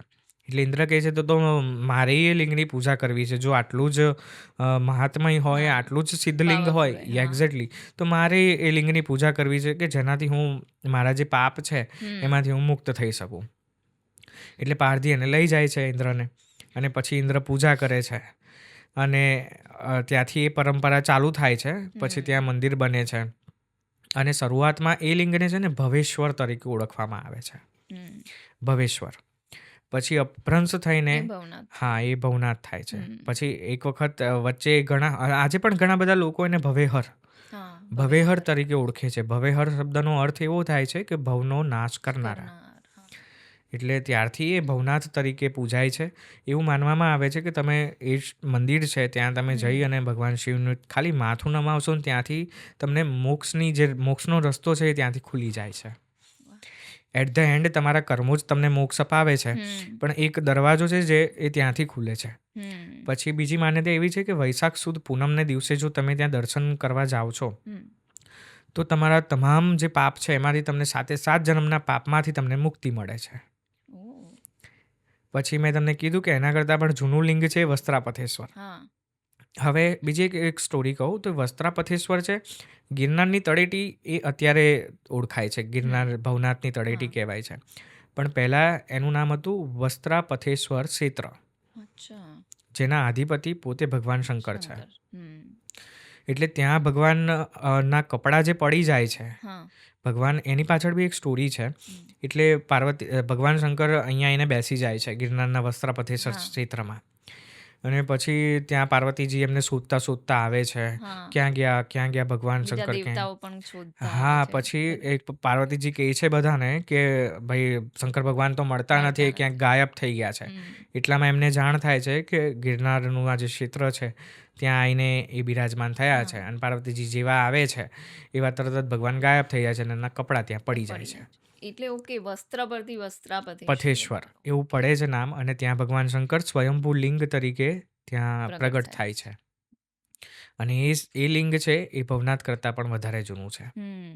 અને પછી ભગવાન શંકર કહે છે કે અહીંયા તમામે તમામ દેવતા 33 કોટી દેવતા એ અહીંયા બિરાજમાન થશે. અને ત્યાં પછી ભગવતી પાર્વતીજી છે પણ અંબાજી બિરાજ સ્વરૂપે, અંબાજી શિખર ઉપર છે. વિષ્ણુ ભગવાન છે એ ત્યાં દામોદરરાયજીના સ્વરૂપે બિરાજમાન છે. અને બીજા બધા દેવતાઓ પણ ત્યાં મંદિરો હા બધાના જ મંદિરો ત્યાં છે. એટલે આ રીતે ભવનાથનો ઇતિહાસ છે, વસ્ત્રાપથેશ્વરનો ઇતિહાસ છે. એટલે આપણે શંકર ભગવાન સાથે બહુ જ હા નજીકથી એ જગ્યા કનેક્ટેડ છે. હા કેમ કે આ સ્ટોરી તો મને પણ ખબર છે કે અ, ભગવાન શિવને ગિરનાર ખૂબ જ પ્રિય હતો એમ. હા, એ જગ્યા એમની બહુ પ્રિય હતી. હા, એ અતિ પ્રિય જગ્યામાં હમ ગિરનાર ક્ષેત્ર આવે છે. અને આજે પણ એવી માન્યતા છે કે જ્યારે મહાશિવરાત્રિ વખતે રવેડી નાગા સાધુઓની નીકળે છે, હા એમાં 3 ભગવાન બ્રહ્મા, વિષ્ણુ અને મહેશ, હા 3 માણસના અવતાર લઈને એ રવેડીમાં ભાગ લે છે. ઓ અને એ પણ મૃગીકુંડમાં સ્નાન કરે છે. વાહ એટલે આ એક સ્ટોરી જે એમની સાથે બહુ જ નજીકથી કનેક્ટેડ છે. બીજી એક સ્ટોરીની વાત કરું તો આ સિવાય 64 જોગણીનું એક મંદિર છે ત્યાં. એ તળેટીમાં જ આવે છે. પણ એ મંદિર એવું છે કે એની એનર્જી છે ને તમે સામેથી એને જોઈ ના શકો, હા નહીંતર તમારી આંખો જતી રહે એવી માન્યતા છે. અચ્છા અને આ વાતનો પુરાવો 1862માં એક અંગ્રેજ અધિકારી હતા. એમણે એક પુસ્તક લખ્યું હતું એ ટાઈમે. સૌરાષ્ટ્રમાં એ ફરતા હતા ત્યારે એમણે એક પુસ્તક લખ્યું હતું. એમાં એમણે આ વાતનો ઉલ્લેખ કર્યો છે. ઓ 2 મિત્રો જાય છે ત્યાં 64 જોગણીના મંદિરે. એમાંથી એક મિત્ર રસ્તા વચ્ચેથી ના પાડે છે કે હવે મારે અહીંથી આગળ નથી જવું. કારણ કે એ જંગલ એ અત્યારે આવું છે તો એ ટાઈમે એ તો ટાઈમે કેવું તો હશે? ઓફકોર્સ 1862ની આ વાત છે. એટલે એમાંથી એક મિત્ર પાછો વળી જાય છે, પણ એક મિત્ર ત્યાં જાય છે. એ ત્યાં જાય છે ને આંધળો થઈને પાછો આવે છે. ઇવન એને રસ્તો ત્યાં તમને ખ્યાલ હોય તો દરેક જે શક્તિપીઠ છે કે કોઈ પણ માતાજીનું મંદિર હા હોય તો એના એક ભૈરવ હોય જે એની રક્ષા કરતા હોય. બિલકુલ બિલકુલ સેમ વસ્તુ 64 જોગણીના મંદિરની બહાર પણ ભૈરવ છે જે રક્ષા કરે છે એ જગ્યાની. અચ્છા તો એ ભૈરવનું કે આપણે કહી શકીએ એક પ્રતીક તરીકે તો કૂતરું હોય. હા તો એ કૂતરું એ જે વ્યક્તિ જ ગયો હોય છે એને રસ્તો બતાવીને એને બહાર મૂકવા આવે છે. કારણ કે પેલો વાહ વ્યક્તિ આંધળો થઈ ગયો હોય છે. એટલે એ જગ્યા પણ એવી છે 64 જોગણીનું મંદિર કે તમે ડાયરેક્ટલી ટુ ધ ફેસ અને તમે જોઈ ના શકો. તો ત્યાં જઈને દર્શન ના કરી ના શકો કરી તમે. શકાય. અને બીજી એક ઇન્ટરેસ્ટિંગ વાત એ જગ્યા સાથે એવી જોડાયેલી છે, ત્યાં અઘોરીઓ છે એ ત્યાં સાધના કરવા જાય છે. હા શક્તિ જોડે અઘોરીઓનું કનેક્શન હા, અદ્ભુત શિવ છે. અને શક્તિ બંને સાથે અઘોરીઓનું કનેક્શન છે એ બહુ જ નજીકનું છે. આ તમે જે કીધું ને એવું જ એક મંદિર કોલાર, આપણે જે કોલાર માઇન્સ જે હમ, બેંગ્લોરની હમ, નજીકમાં છે, જે કેજીએફ મૂવીને હમ, બનાવે, હમ, એ ગામમાં જ આવું એક આ દેવીનું જ મંદિર છે હમ. કે જેમાં પ્રતિમા તમે ડાયરેક્ટ ના જોઈ શકો, એને સામે મિરર મૂક્યો છે. અને એ ત્યાં તમે જઈને એ એનર્જી ફીલ કરો ને, એકદમ ડિફરન્ટ છે. તમને ત્યાં એકદમ અનઇઝી ફીલ થાય, અનસેટલિંગ. એટલે એ જે તંત્રવાળી જે શક્તિની વાત હા, કરીએ કે જે આ જોગણી માતા કે જે જી. આપણે કાલીની જે શક્તિ કહીએ, એ ટાઈપની શક્તિ છે. અને એટલી ભયાનક મૂર્તિઓ પણ છે. જે એમનો જે વિગ્રહ છે જે જી. બેસેલા જે ત્યાં, એ એટલો દેખાવ બી એમનો ભયાવહ દેખાવમાં બનાવવામાં આવેલી છે. હા, એટલે એટલે અહીંયા પણ કદાચ એવું જ હશે. તમે જે તંત્રની વાત કરી એનાથી હું બીજી એક વાત ગિરનારની કનેક્ટ કરું તો જટાશંકર મહાદેવનું મંદિર છે ત્યાં. હા અને એની ઉપર થોડુંક તમારે 10 સીડી ચડવી પડે છે. ત્યાંથી આ 10 મહાવિદ્યાઓ જે બ્લેક મેજિકમાં યુઝ થાય છે. 10 મહાવિદ્યા, યસ. બગલામુખી, માતંગી, તારા છે હા, ને, હા, ધુમાવતી છે, બિલકુલ ત્રિપુર બિલકુલ. સુંદરી. એમનું ત્યાં 10 મહાવિદ્યાઓનું મંદિર છે. આ પણ બહુ ઓછા લોકો જાણે છે. ત્યાં 10 મહાવિદ્યાઓની મૂર્તિ છે. અને એમના જે સિદ્ધ થયેલા હોય છે જે મંત્ર તંત્ર, છે. હા પેલું જે એક આપણે એક આકૃતિના સ્વરૂપમાં આપણી પાસે હોય છે એ હા તંત્ર હા પણ ત્યાં છે. ઓહ! ત્યાં સેમ વસ્તુ છે. યંત્ર મૂકેલા હશે બધા એક્ઝેક્ટલી જ બધા જ યંત્રો ત્યાં મૂકેલા છે અને એ યંત્રો એટલા પાવરફુલ છે, એ જગ્યા પણ એટલી પાવરફુલ છે. આજે પણ ત્યાં બ્લેક મેજિક તો આપણે એને ના કહી શકીએ, હા, પણ એક જે વિદ્યા છે, તંત્ર વિદ્યા. તંત્ર વિદ્યા, એ હમ. ત્યાં શીખવાડવામાં આવે છે ઓહ! આજે ત્યાં પણ. હોય છે લોકો જે હા, શીખવાડે હા, તમને? ત્યાં ત્યાં આજે પણ એ વિદ્યા શીખવાડવામાં આવે છે. એનું એક ગુરુ શિષ્ય હા, પરંપરામાં જે બિલકુલ. આદાન પ્રદાન થતું હોય છે, એ રીતે ત્યાં પણ થાય છે. હમ. ત્યાં એ દરેક યંત્ર છે. તમે જે રીતે વાત કરી અરીસાવાળી, હા. આ સેમ અરીસાઓ ત્યાં પણ મૂકેલા છે. હમ. ત્યાં તમે નરી આંખે મૂર્તિઓ જોઈ શકો છો, પણ આપણે જોઈએ ત્યારે જ્યારે કોઈ પણ મૂર્તિમાં આપણે હા, પ્રાણ પૂરતા હોય, પ્રાણ પ્રતિષ્ઠા થતી બિલકુલ. હોય છે, ત્યારે એની સામે અરીસો અરીસો રાખવામાં આવે રાખે. છે. એ કેમ? તૂટે તો એક્ઝેક્ટલી.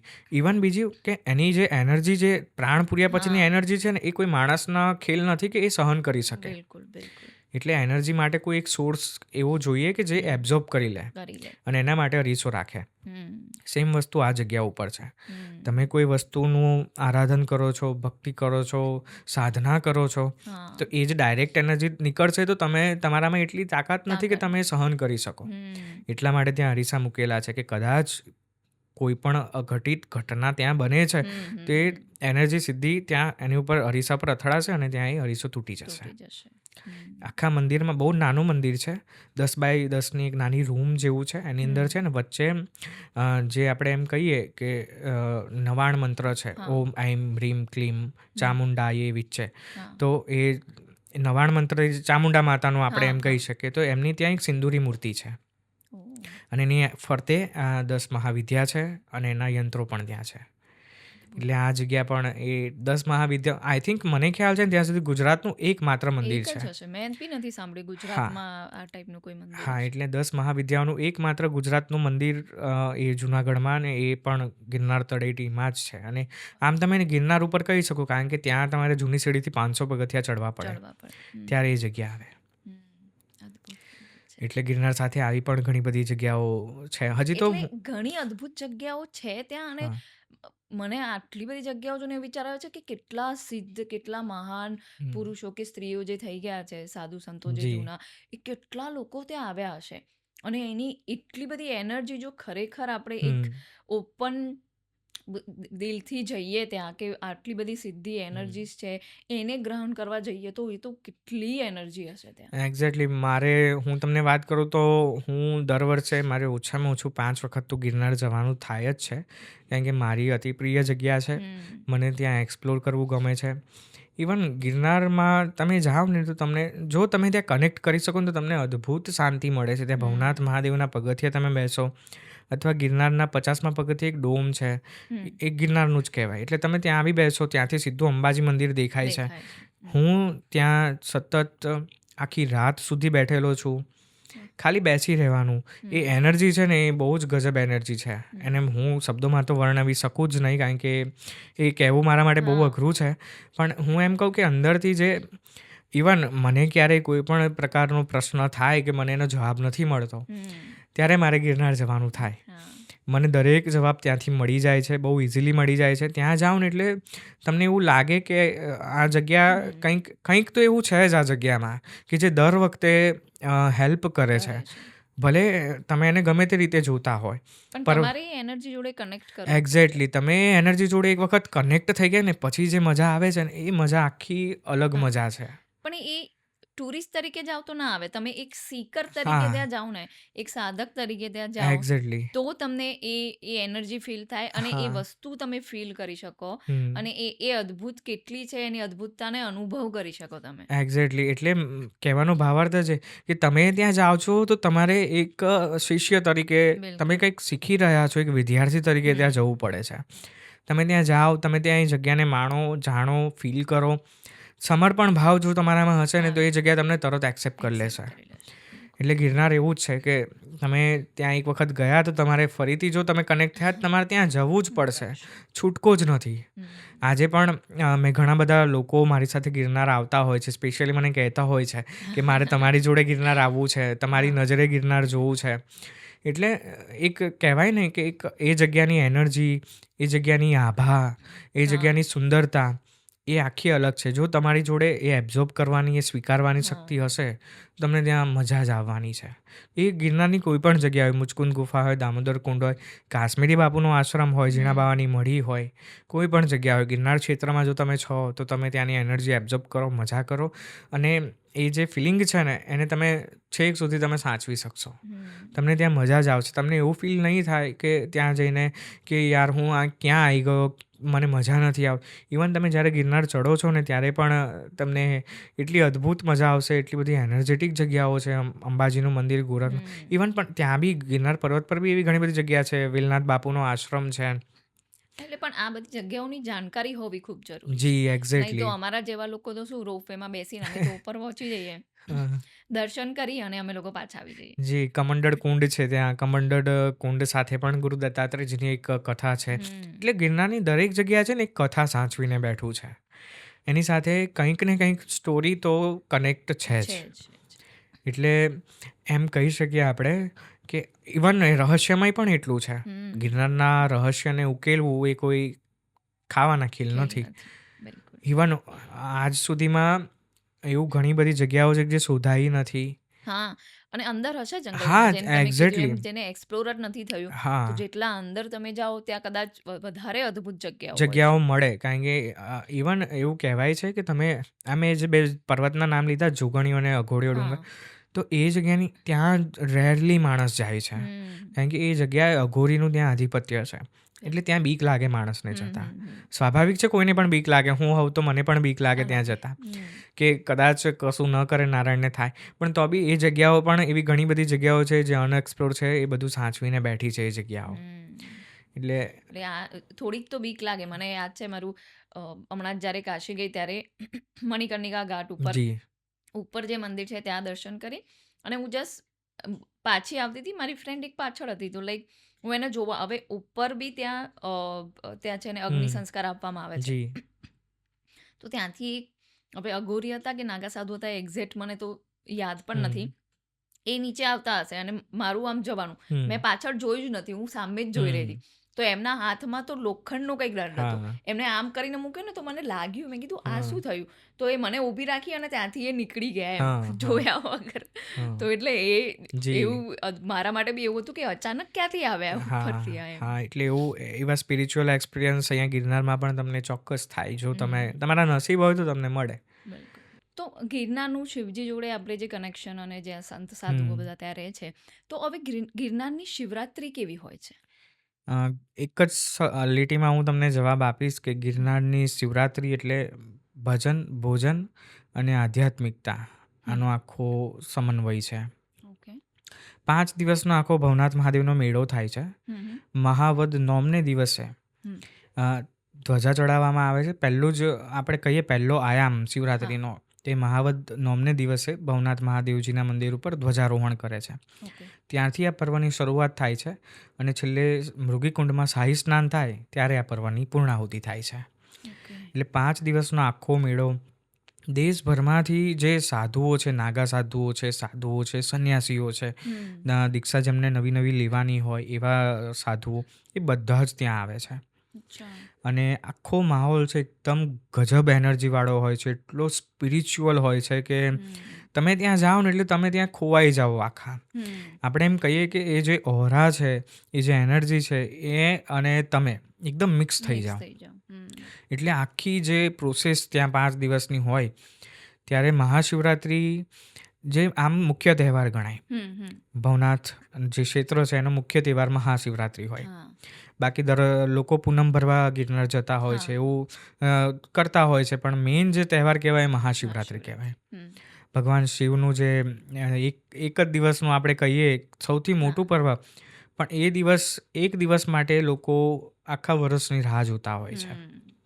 ક્યારે મહાશિવરાત્રિ, જે લોકો ત્યાં નજીકમાં રહેતા હોય છે તો દર વર્ષે શિવરાત્રિએ જુનાગઢ જતા જ હોય છે. પણ આ સિવાય પણ આખા ગુજરાતમાંથી, દુનિયામાંથી લોકો ત્યાં શિવરાત્રિ જોવા આવે છે. કલાકો સુધી એક જ જગ્યા ઉપર બેસી રહે છે. પહેલાં ત્યાં એવી સિચ્યુએશન હતી કે માત્ર ને માત્ર સાધુઓ જ એમાં ભાગ લેતા હતા, પણ અત્યારે તો દરેક લોકો ત્યાં આવે છે. બધે આખું આપણે એમ કહીએ ને કે 5 લાખ 7 લાખ લોકો ત્યાં આવતા હશે. ગિરનારની તળેટી આમ તો નાની છે નાની જગ્યા, છે. હમ. પણ એમાં પણ 5 થી 7 લાખ લોકો સમાઈ જાય છે. ઓ. પરિક્રમા વખતે તો ચલો આપણે સમજીએ, ચાલતા હોય એટલે હા, વાંધો ના ચાલતા હોય એટલે એક બાજુથી એન્ટ્રી થતી હોય ને એક બાજુથી એક્ઝિટ હા. થતું હોય, એટલે પબ્લિક સતત રન થતું હોય. થતું હોય. પણ આમાં તો તમારે એક જ જગ્યાએ બેસી જ રહેવાનું છે કલાકો સુધી, એ પણ ખાલી એક જ મિનિટની મોમેન્ટ માટે. અને હમ. મોમેન્ટ છે 3 અખાડાના જે આરાધ્ય દેવ છે, ઈષ્ટદેવ છે, એમની પાલખીના દર્શન કરવા. ઓ. ખાલી એક જ નજારાનો આનંદ માણવા માટે. એ જે આમ તમે નોર્મલ ડેઝમાં જાઓ ને તો તમને એવી ફીલ પણ ફીલ ના ના આવે, આવે. હા. અને તમે જે તે અખાડામાં જઈને એમના આરાધ્ય દેવના દર્શન કરો ને તેવી મજા પણ ના આવે. હમ. જ્યારે અહીંયા જૂનાગઢની તળેટીમાં મહાશિવરાત્રિના દિવસે જ્યારે આ પાલખીની જે યાત્રા કરવામાં આવે છે, જેને રવેડી કહેવાય છે, નાગા સાધુઓનું સરઘસ, હા. એટલે એની અંદર આખું જે માહોલ છે અલગ હોય છે. મહાશિવરાત્રિ એટલે ફેમસ છે. હમ. જૂનાગઢની મહાશિવરાત્રિનું મુખ્ય આકર્ષણ હોય ને તે સાધુઓની સાધુ. રવેડી. હમ. જે રવેડી જે સરઘસ કાઢે છે એ જ આખી મહાશિવરાત્રિનું મુખ્ય આકર્ષણ. હમ. અને લોકો ત્યારે જ ભેગા થાય છે. આમ તો પબ્લિક આવતી હોય છે ત્યાં, તમે જાઓ તો તમને દરેક જગ્યાએ નાગા સાધુઓ જોવા મળશે, સાધુઓ જોવા મળશે. ત્યાં ધૂણો ધખાવીને બેઠા હમ. એ નાગા સાધુઓ, દિગંબર સાધુઓ, બધા જ પ્રકારના સાધુઓ તમને ત્યાં જોવા હા. મળે. પણ મેઇન આકર્ષણ છે એ આ જ છે, હમ. નાગા સાધુઓનું સરઘસ રવેડી. હા. એટલે એ નોર્મલ લોકો પણ જઈ શકે ત્યાં. હા, ત્યાં નોર્મલ લોકો પણ ત્યાં રસ્તા ઉપર જ છે. હમ. જૂના અખાડાથી શરૂઆત થાય, પછી આખું એક સર્કલ પૂરું કરીને ભવનાથ મહાદેવના મંદિરમાં આવે. ઓકે. ભવનાથ મહાદેવના મંદિરની બાજુમાં મૃગીકુંડ છે, ત્યાં સ્નાન, શાહી સ્નાન થાય રાત્રે, હમ. અને પછી એની પૂર્ણાહુતિ જાહેર કરે. ઓકે. એટલે આખી એક 5 દિવસનો આખો ભવનાથ મહાદેવનો ત્યાં મેળો મેળો થાય છે. મેળો જ હોય છે ત્યાં. આપણે જે નોર્મલ મેળામાં હા. બધા ચકડોળ હોય છે, હોડી હોય છે, એવું બધું બ્રેક ડાન્સ, હોતું હા, હશે. એ બધું જ તમને ત્યાં ખાવા પીવાથી માંડીને બધું જ. બીજી સૌથી મોટી વસ્તુ, ત્યાં અન્ન ક્ષેત્રો પણ એટલા બધા આવે છે જે લોકોને ફ્રીમાં જમવાનું જમ. પીરસે છે. હમ. ગમે તેટલા લોકો ત્યાં આવે, એ કોઈ દિવસ ત્યાંથી ભૂખ્યા ના જાય. એમને હમ. ક્યાંક ને ક્યાંક તો રોટલો મળી જ રહે. અને નોર્મલ ડેઝમાં પણ તમે ત્યાં જાઓ તો ત્યાં સદાવ્રત અન્ન ક્ષેત્ર ચાલે જ છે. હમ. એમાં સૌથી બેસ્ટ અન્ન ક્ષેત્ર હોય તો એ ગોરખનાથનું છે. અચ્છા. ગોરખનાથ આશ્રમ છે ત્યાં, એના મહંત અત્યારે શેરનાથ બાપુ છે. હમ. ત્યાં તમે જાઓ તો તમને ત્યાં જમવાનું મળી જ રહે, ગમે ત્યારે તમે ત્યાં જાઓ. અને ઇવન કાશ્મીરી બાપુ ગમે ત્યાં ગિરનારના કોઈ પણ ક્ષેત્રમાં, કોઈ પણ મંદિરમાં તમે જાઓ તો તમને ત્યાંથી ભૂખ્યા નીકળવા ના દે. હમ. કાશ્મીરી બાપુનો જે આશ્રમ છે ત્યાં તો નિયમ જ છે, તમારે પ્રસાદી કમ્પલસરી લેવી જ પડશે. થોડીક તો થોડીક, પણ પ્રસાદી તો લેવાની જ. હમ. આ ત્યાંનો નિયમ છે. એટલે આ ગિરનારની જગ્યા છે ને એવી છે. મહાશિવરાત્રિ તો ઠીક છે, ચલો એક ફેસ્ટિવલ છે 5 દિવસનો આખો, પણ તમે હા. નોર્મલ ડેઝમાં પણ ત્યાં જાઓ તો તમને એટલી જ મજા આવે. ઓકે. મહાશિવરાત્રિનું જે આખો માહોલ છે એ થોડોક અલગ હોય છે. હમ. જો તમને આધ્યાત્મિકતામાં રસ છે, તમને સ્પિરિચ્યુઆલિટી ગમે છે, તમને એક અલગ એનર્જી સાથે હમ. કનેક્ટ થવું છે, તો તમારે મહાશિવરાત્રિએ ગિરનાર જવું જ જોઈએ. જોઈએ. ત્યાં આ જે રવેડી છે એમાં ભાગ લેવો જોઈએ. હમ. સાધુઓ છે ત્યાં એમના દર્શન કરવા જોઈએ. તો એક આપણે કહીએ ને કે એક એ અલગ, લાવો છે. હા, એ લાવો છે. એ બધાના વાતનું કામ નથી, બધાના નસીબમાં આ વસ્તુ નથી હોતી. હમ. ઘણા લોકો એવા છે કે જે દર વર્ષે મારી જોડે શિવરાત્રિમાં પણ આવે, પણ એન્ડ મોમેન્ટ ઉપર કેન્સલ થાય ને એટલે એમને નિરાશ એક થઈ જાય એમ કે યાર આટલું બધું પ્લાનિંગ કર્યું હતું તે છતાંય નથી આવવા મળ્યું. એટલે આ નસીબની વાત છે. ઇવન એકચ્યુઅલી ઘણા બધા લોકોને ખબર પણ નથી કે શિવરાત્રી આટલી ધૂમધામથી ગિરનાર પર, જે લોકો એટલા ક્લોઝલી કનેક્ટેડ કે આજુબાજુ જી રહેતા હશે ને, એ લોકોને વધારે ખબર જી હશે. બાકી આ બાજુ લોકોને એટલી ખબર નથી કે અગર હા હમણાં જો લોકોને ખબર પડી જાય કે ભાઈ નાગા સાધુ કે અઘોરીસ ત્યાં દેખાય છે, તો હમ લોકો એમને જોવા માટે પણ દોડી જાય હા, ત્યાં. ત્યાં તૂટી પડે પછી લોકો. અત્યારે કદાચ 5-7 લોકો આવે છે તો એ સંખ્યા વધીને 12 લાખ લોકો સુધી પણ પહોંચી જાય. હા, થઈ કારણ જાય. કે હા, લોકોને જે રીતે અવેરનેસ અત્યારે, જેમ આપણે પ્રયાગરાજ કુંભ અત્યારે ચાલી હમ. રહ્યો હમ. છે, હમ. એમાં તમે જોયું હશે કે ઇન્સ્ટાગ્રામની બધાથી એનું માર્કેટિંગ સખત થયું. એનાથી હા, લોકો ત્યાં પહોંચી રહ્યા છે. બિલકુલ. સેમ વસ્તુ જ્યારે ગિરનારની મહાશિવરાત્રિ હોય છે ત્યારે ત્યાં હમ. ઇન્સ્ટાગ્રામને એના ઉપર તો એનું માર્કેટિંગ થતું જ હોય છે, બધા હમ. કરતા હોય છે, એટલે બધાને જાણ થઈ જાય છે. પણ તે છતાંય અને એક જોતાં એ સારું છે હમ. કે જે લોકોને ખાલી એ વસ્તુ ગમે છે ને એ જ લોકો ત્યાં આવે. હા.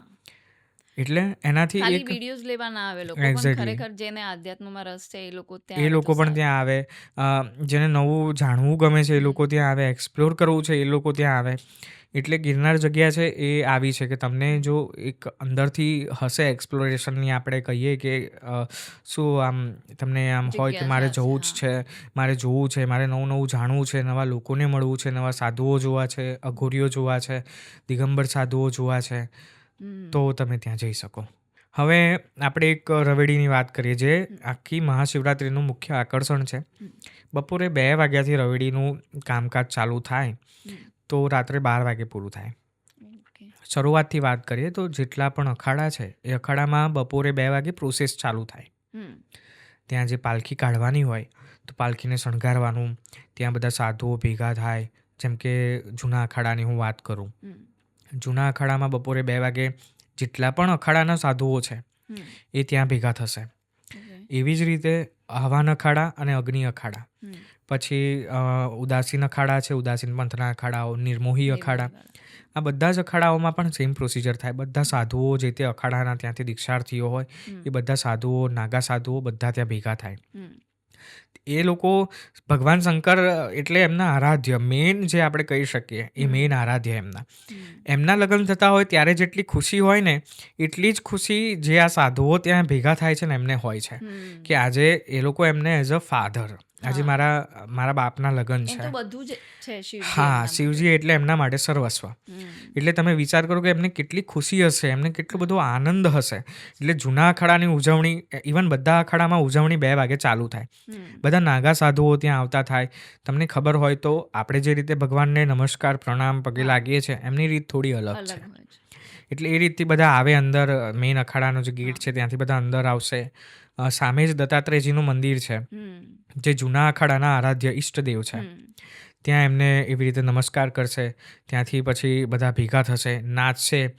ઢોલ, શરણાઈ, આ બધા જે વાદ્યો છે ત્યાંથી ઢોલીઓ આવશે, એ ભેગા થશે, એ નાચશે. આખો ઉત્સવ, આખો માહોલ છે ને એ આખો ઉજવણી. જાન લઈને જતા હોય. હા, એક્ઝેક્ટલી. જાન લઈને તમે જે રીતે જતા હોય ને એવી આખી ઉજવણીનો માહોલ એક ક્રિએટ થાય છે. ત્યાં બધા સાધુઓ, નાગા સાધુઓ નાચે, હાર પહેરે, ભભૂતનો શણગાર કરે જે ભગવાન શંકરને થતો હોય છે. એવી જ રીતે શરીર ઉપર ભભૂત લગાવશે, હાર પહેરશે, નવા કપડાં પહેરશે. નવા કપડાં ઇન ધ સેન્સ ઓફ કેસરી કલરના, જે એમનો ભગવો ધારણ કરવાનો હોય એ ભગવા કલરના કપડાં પહેરશે. તૈયાર થશે એવી રીતે. તમને જોઈને એવું લાગે કે ખરેખર આ એક લગ્નમાં જઈ રહ્યા છે, અદ્ભુત છે એમ. એ જોવું પણ ત્યાં એ અદ્ભુત છે. બપોરે 2 વાગ્યાથી આ પ્રોસિજર ચાલુ થાય. ત્યાં નાચ ગાન થાય, બધા નાચે, જુદા જુદા કરતબો દેખાડે, તલવારબાજી થાય, પટ્ટાબાજી થાય, પછી લાકડી લઈને એકબીજા સામે રમે. આ બધું જૂના અખાડામાં બપોરે 2 વાગ્યાથી ચાલુ થાય. પછી એ પ્રોસેસ ધીમે ધીમે આગળ વધે. એક બાજુ પાલખી તૈયાર કરતા હોય જે સેવકો હોય એ, જે એમાં બેસાડીને ભગવાનને લઈ જવાના છે, એ પાલખી તૈયાર કરતા હોય, પાલખીને શણગારતા હોય, ફૂલોથી શણગારે. આખી પાલખી ત્રણે ત્રણ જે અખાડા છે, મેઇન અખાડા, એમની પાલખી ચાંદીની હોય છે. એમાં ભગવાનને બેસાડીને લઈ જાય, એ પાલખી તૈયાર કરે. પછી ત્યાં 7 વાગે ગુરુ દત્તાત્રેયજીની આરતી થાય. એવી જ રીતે બધા અખાડામાં આરતીનો ટાઈમ સેમ જ છે. 7 વાગ્યા આસપાસ 3 અખાડામાં આરતી થાય. જે તે એમના ઈષ્ટદેવ હોય એની આરતી થાય ત્યાં. એ આરતી અંદાજે કલાકથી વધારે ચાલે. આમ પણ ગુરુ દત્તાત્રેયજીની આરતી છે, ખૂબ લાંબી છે. અને ત્યાં એક વખત નહીં પણ 3 વખત આરતી કરવામાં આવે. ત્યાં મૂર્તિની આરતી, પાદુકાની આરતી, એવી રીતે અલગ અલગ આરતી થાય છે. એટલે એ આરતી ત્યાં થાય. પછી ભગવાનને ત્યાંથી લઈ અને એમને પાલખીમાં બિરાજમાન કરે. 7 વાગ્યા, 7:30, 8ની આસપાસ આ બધું ત્યાં પ્રોસિજર થતી હોય. ભગવાનને ત્યાં મંદિરમાંથી જે નાની મૂર્તિ છે ભગવાનની એ કાઢી અને એને પાલખીમાં બિરાજમાન કરે. પછી ફરીથી બધા સાધુઓ ત્યાં નાચશે. એક જશ્ન આપણે કહી શકીએ, એક ઉજવણીનો માહોલ ત્યાં આખો ક્રિએટ થશે. બધા ત્યાં નાચશે, ગાશે, તલવારબાજી, પટ્ટાબાજી, એક બધા ખેલ થશે, ત્યાં કરતબો થશે અલગ અલગ પ્રકારના. આ બધું જ ત્યાં થશે. એક ઉજવણીનો માહોલ આખો ક્રિએટ થશે. પછી નાગા સંપ્રદાય, આખો જે 3 અખાડાની વાત છે એમાં એક છે ને એમની ધર્મધજા હોય, જે એમનું મેઇન નિશાન કહેવાય. જૂના અખાડો છે તો એની ધર્મધજા, આવાન અખાડો છે તો એની ધર્મધજા, અગ્નિ અખાડો છે તો એની ધર્મધજા, એની પૂજા થાય. સૌથી પહેલા અખાડામાંથી એમની ધજા નીકળે. ધજા નીકળે ને પછી એમની પાલખી નીકળે ઈષ્ટદેવની. આ પ્રોસિજર છે. પછી એ અખાડામાંથી બહાર આવે. હવે જે રીતે ત્રણે ત્રણ અખાડા નજીક જ છે, ત્યાંથી 3 રસ્તા નામની એક જગ્યા છે ત્યાં ભવનાથ મંદિરની એક્ઝેક્ટ પાછળ. એ 3 પાલખી એક લાઇનમાં ગોઠવાય ત્યાં. જૂના અખાડામાંથી પહેલી પાલખી નીકળે, પછી અગ્નિ અખાડામાંથી, આવાન અખાડામાંથી, આમ 3 પાલખીઓ ત્યાં નીકળે, ત્યાં ભેગી થાય. પછી જે અસલી જે બહાર પબ્લિક બપોરે 2 વાગ્યાથી પબ્લિક ત્યાં બેસી જાય. 2 વાગે આ બધું અંદર થતું હોય, પબ્લિક તો બહાર હોય. હા, પબ્લિક બહાર એમાં એવું છે કે અત્યારે પબ્લિક બહુ જ વધારે આવે છે, તો રેલિંગ બાંધી દે છે. ત્યાં તંત્ર છે એટલે પડાપડી ના થાય અથવા કોઈ અનિચ્છનીય ઘટના ના બને એટલા માટે ત્યાં રેલિંગનું એક સેફટી તરીકે રાખે છે કે કોઈ સરઘસમાં ના ઘૂસી જાય, ખાલી ખોટું બાબા એમને મારે કે કંઈ પણ અનિચ્છનીય ઘટના ના બને. એટલે અને એમની પણ એક ઉજવણીનો માહોલ હોય એટલે એમના એક હા એક્ઝેક્ટલી એમના મજામાં હોય, એમના ઓરામાં હોય એટલે કોઈ એમને ડિસ્ટર્બ ના કરે. એટલે રેલિંગ બાંધી દે. બપોરે 2 વાગ્યાથી પબ્લિક ત્યાં બેસી જાય. ખાધા પીધા વગરની પબ્લિક ત્યાં બેસે. રાત્રે 9 વાગે જ્યારે રવેડી નીકળે ત્યાં સુધી બધા ત્યાં બેઠા હોય, માત્ર ને માત્ર એ રવેડી જોવા માટે. જે ઉજવણીનો માહોલ છે એ માહોલમાં નાગા સાધુઓ કેવી રીતે ઉજવણી કરે છે, કેવી રીતે જશ્નો મનાવે છે, ભગવાનની જાન લઈને જતા હોય એવો માહોલ હોય છે. એટલે એ જોવા માટે આટલું 7-8 કલાક સુધી પબ્લિક ત્યાં બેઠું હોય છે. અને જ્યાં દત્તાત્રેયજીની પાલખી નીકળે પછી ત્યાંથી બીજા બધા અખાડાઓ છે એ પણ આવતા હોય પાછળ, એમની ધર્મધજા સાથે આવતા હોય. એટલે બધા ત્યાંથી નીકળે. રવેડી આ વખતે છેલ્લા ઘણા 2020થી જે સરઘસ નીકળે છે ને એ ઘણું મોટું થઈ ગયું છે. પહેલાં થોડું લિમિટેડ હતું, પણ અત્યારે ઘણા બધા અખાડાઓ એમાં જોડાય છે, ઘણા બધા સાધુ મહંતો એની અંદર જોડાય છે. એટલે સરઘસનું જે કહીએ ને આપણે ઘણા ટાઈમ સુધી 1 કલાક 2 કલાક સુધી તો ત્યાંથી ચાલતું હોય છે. એટલે પહેલી પાલખી નીકળે છે અને પછી 3 પાલખી ભેગી થઈ જાય, પછી 3 પાલખી એક સાથે જ આગળ નીકળે. એટલે ત્યાંથી પછી બધા બેસી જાય, ત્યાં જુએ. 9 વાગે ત્યાંથી અખાડામાંથી પાલખી નીકળે, 3 પાલખી ભેગી થઈ જાય. ત્યાં નાગા સાધુઓ સૌથી આગળ હોય. એ લોકો નાચે, જે રીતનું જશ્ન અંદર મનાવતા હતા ને ઉજવણી કરતા હતા અખાડામાં, એવું જ સેમ બહાર પટ્ટાબાજી કરે, તલવારબાજી કરે, નાચે, ઉજવણી આખું એક કહેવાય સેલિબ્રેશન ટાઈપ એ આખું થાય. પછી ત્યાંથી યાત્રા રવેડી છે એ આગળ વધે. આગળ વધીને ગિરનારનું દત્તાત્રેય ચોક છે તળેટીમાં, ત્યાં આવે. ત્યાંથી પછી એ પાછી ભારતી બાપુના આશ્રમ બાજુ થઈ અને પાછળના રસ્તેથી ભવનાથ મહાદેવના મંદિરે પહોંચે. ભવનાથ મહાદેવના મંદિરે જે અત્યારે હાલમાં એમના મહંત છે હરિગીરીજી, એમનું સામૈયું કરે. આ એક પ્રોસિજર છે. ત્યાં એમનું સામૈયું થાય. 3 જે અખાડાની પાલખી છે મુખ્ય, એમના ઈષ્ટદેવને વધાવવામાં આવે, નાગા સાધુઓને વધાવે, એમનું સ્વાગત કરે મંદિરમાં. પછી હરિગીરી મહારાજ છે એ ભગવાન શંકર, આ હું તમને કહું તો રાત્રે 10:30-11 વાગી જાય આમાં. પાલખી ત્યાં પહોંચે મંદિરમાં. ત્યાંથી મૃગીકુંડ છે ત્યાં બાજુમાં જ્યાં શાહી સ્નાન થાય છે, એ જગ્યાની પૂજા કરવામાં આવે. એ જગ્યાની પૂજા થાય પછી ત્યાંથી જળ ભગવાન જે ભવનાથ મહાદેવના લિંગ છે, 2 લિંગ છે ત્યાં, બંને લિંગ ઉપર જળાભિષેક કરવામાં આવે. પછી રાત્રે 12 વાગ્યાની આસપાસ ત્યાં ભવનાથ મહાદેવની આરતી થાય. એ એક આરતી આખી એક તરફ અને આખો માહોલ એક તરફ. હું એમ કહું તો પણ ચાલે, કારણ કે એટલું સ્પિરિચ્યુઅલ ત્યાં એ વાતાવરણ હોય. એક બાજુ નિરંજન પંડ્યા જે બહુ મોટા સિંગર છે, એમના અવાજમાં ભવનાથ મહાદેવની આરતી ચાલુ હોય અને બીજી બાજુ જે આખો માહોલ છે એ ક્રિએટ થાય. તળેટીમાં પિન ડ્રોપ સાયલેન્સ હોય અને તમે મંદિરમાં ઊભા હોય તો લિટરલી તમારા જે રૂવાડા છે એ ઊભા થઈ જાય. એટલું તમને ફીલ થાય, એ એનર્જી એ ફીલ થાય, એ વાઇબ્રેશન ત્યાં તમને ફીલ થાય રાત્રે 12 વાગ્યાની જે ભવનાથ મહાદેવની આરતી થાય એમાં. એટલે હું તો એમ જ કહું છું કે હું ત્યાં જઉં મહાશિવરાત્રિએ તો એક ખાલી એ આરતી માટે જ જતો હોઉં છું. કે એ આરતી એ આખું આમ કહેવાય ને કે તમને પાવર આવી જાય ત્યાં. એટલે એ એક્સપિરિયન્સ પણ બહુ અદ્ભુત છે. અને હું એમ કહું કે જેટલા પણ લોકો આ પોડકાસ્ટ જોઈ રહ્યા છે એમણે મહાશિવરાત્રિએ ત્યાં જઈ અને આરતીનો લાવો લેવો જ જોઈએ. પછી પ્રોસિજર ત્યાંથી આગળ વધે. ભવનાથ મહાદેવની આરતી થઈ ગઈ. હવે ત્યાંથી પહેલું જે જૂનો અખાડો છે એ મંદિરની અંદર આવશે 3 પાલખી સાથે. 3 પાલખી સાથે જે તે અખાડાના જે મહંત હશે, જે તે પદાધિકારી હશે એ આવશે અને 3 ઈષ્ટદેવને સૌથી પહેલાં મૃગીકુંડમાં સ્નાન કરાવવામાં આવે. જે દત્તાત્રેયજી છે, ગણેશજી છે, ઈષ્ટદેવ છે એમના. એમને ત્યાં મૃગીકુંડમાં સૌથી પહેલાં એમને સ્નાન કરાવે. એની પહેલાં મૃગીકુંડની પૂજા કરવામાં આવે અને એક ભાલો હોય છે ઓકે. એમનો. એ ભાલાથી મૃગીકુંડને સૌથી પહેલાં વીંધે. ઓહ. એની પાછળ એક કથા છે આખી. એટલે એ પ્રોસિજરમાં જ આવે પરંપરામાં. એ ભાલાથી એ મૃગીકુંડને વીંધે અને પછી ત્રણે ઇષ્ટદેવનું સ્નાન થાય અને પછી સૌથી પહેલાં નાગા બાવા જે દિગંબર સાધુ હોય હા. એની અંદર ડૂબકી મારે. ઓકે. ત્યાંથી શાહી સ્નાનની શરૂઆત થાય. હમ. નાગા બાવાઓ જ્યારે એની અંદર સ્નાન કરીને નીકળે પછી સૌથી પહેલાં જૂનો અખાડો એની અંદર શાહી સ્નાન કરે. જે રીતે આપણે મહાકુંભમાં જોયું છે બિલકુલ. કે દરેક અખાડાનો એક ટાઈમ હોય છે સ્નાન કરવાનો. એવી જ રીતે જૂનાગઢમાં પણ એ જ સેમ પ્રોસિજર થાય. એ જ કનેક્શન ત્યાં કે જૂના અખાડાના ઈષ્ટદેવને પેલા સ્નાન કરાવે, પછી જૂનો અખાડો એમની પાછળ નાય, ત્યાં મૃગીકુંડમાં સ્નાન કરે, શાહી સ્નાન, પછી એ લોકો જાય પછી બીજો અખાડો આવે. એવી રીતના દરેક અખાડાને મૃગીકુંડમાં શાહી સ્નાન કરવાનો ચાન્સ મળે અને દરેક અખાડોની અંદર સ્નાન કરે. પછી ત્યાંથી મેળાની પૂર્ણાહુતિ જાહેર થાય. શાહી સ્નાન પૂરું થાય એટલે ત્યાંથી મેળાની પૂર્ણાહુતિ જાહેર થાય. પછી દરેક જે સાધુઓ આવ્યા હોય એ પોતપોતાની રીતે પોતપોતાની જગ્યાએ પાછા જતા રહે. અને આ જે શાહી સ્નાન છે ને એ સામાન્ય માણસ ના જોઈ શકે. કારણ કે મંદિરની જે પ્રિમાઇસીસ છે એ ઘણી નાની છે. એટલે એની અંદર એન્ટ્રી સામાન્ય માણસને નથી હોતી. તો આ આરતી જે છે એ સામાન્ય માણસ ના અટેન્ડ કરી શકે?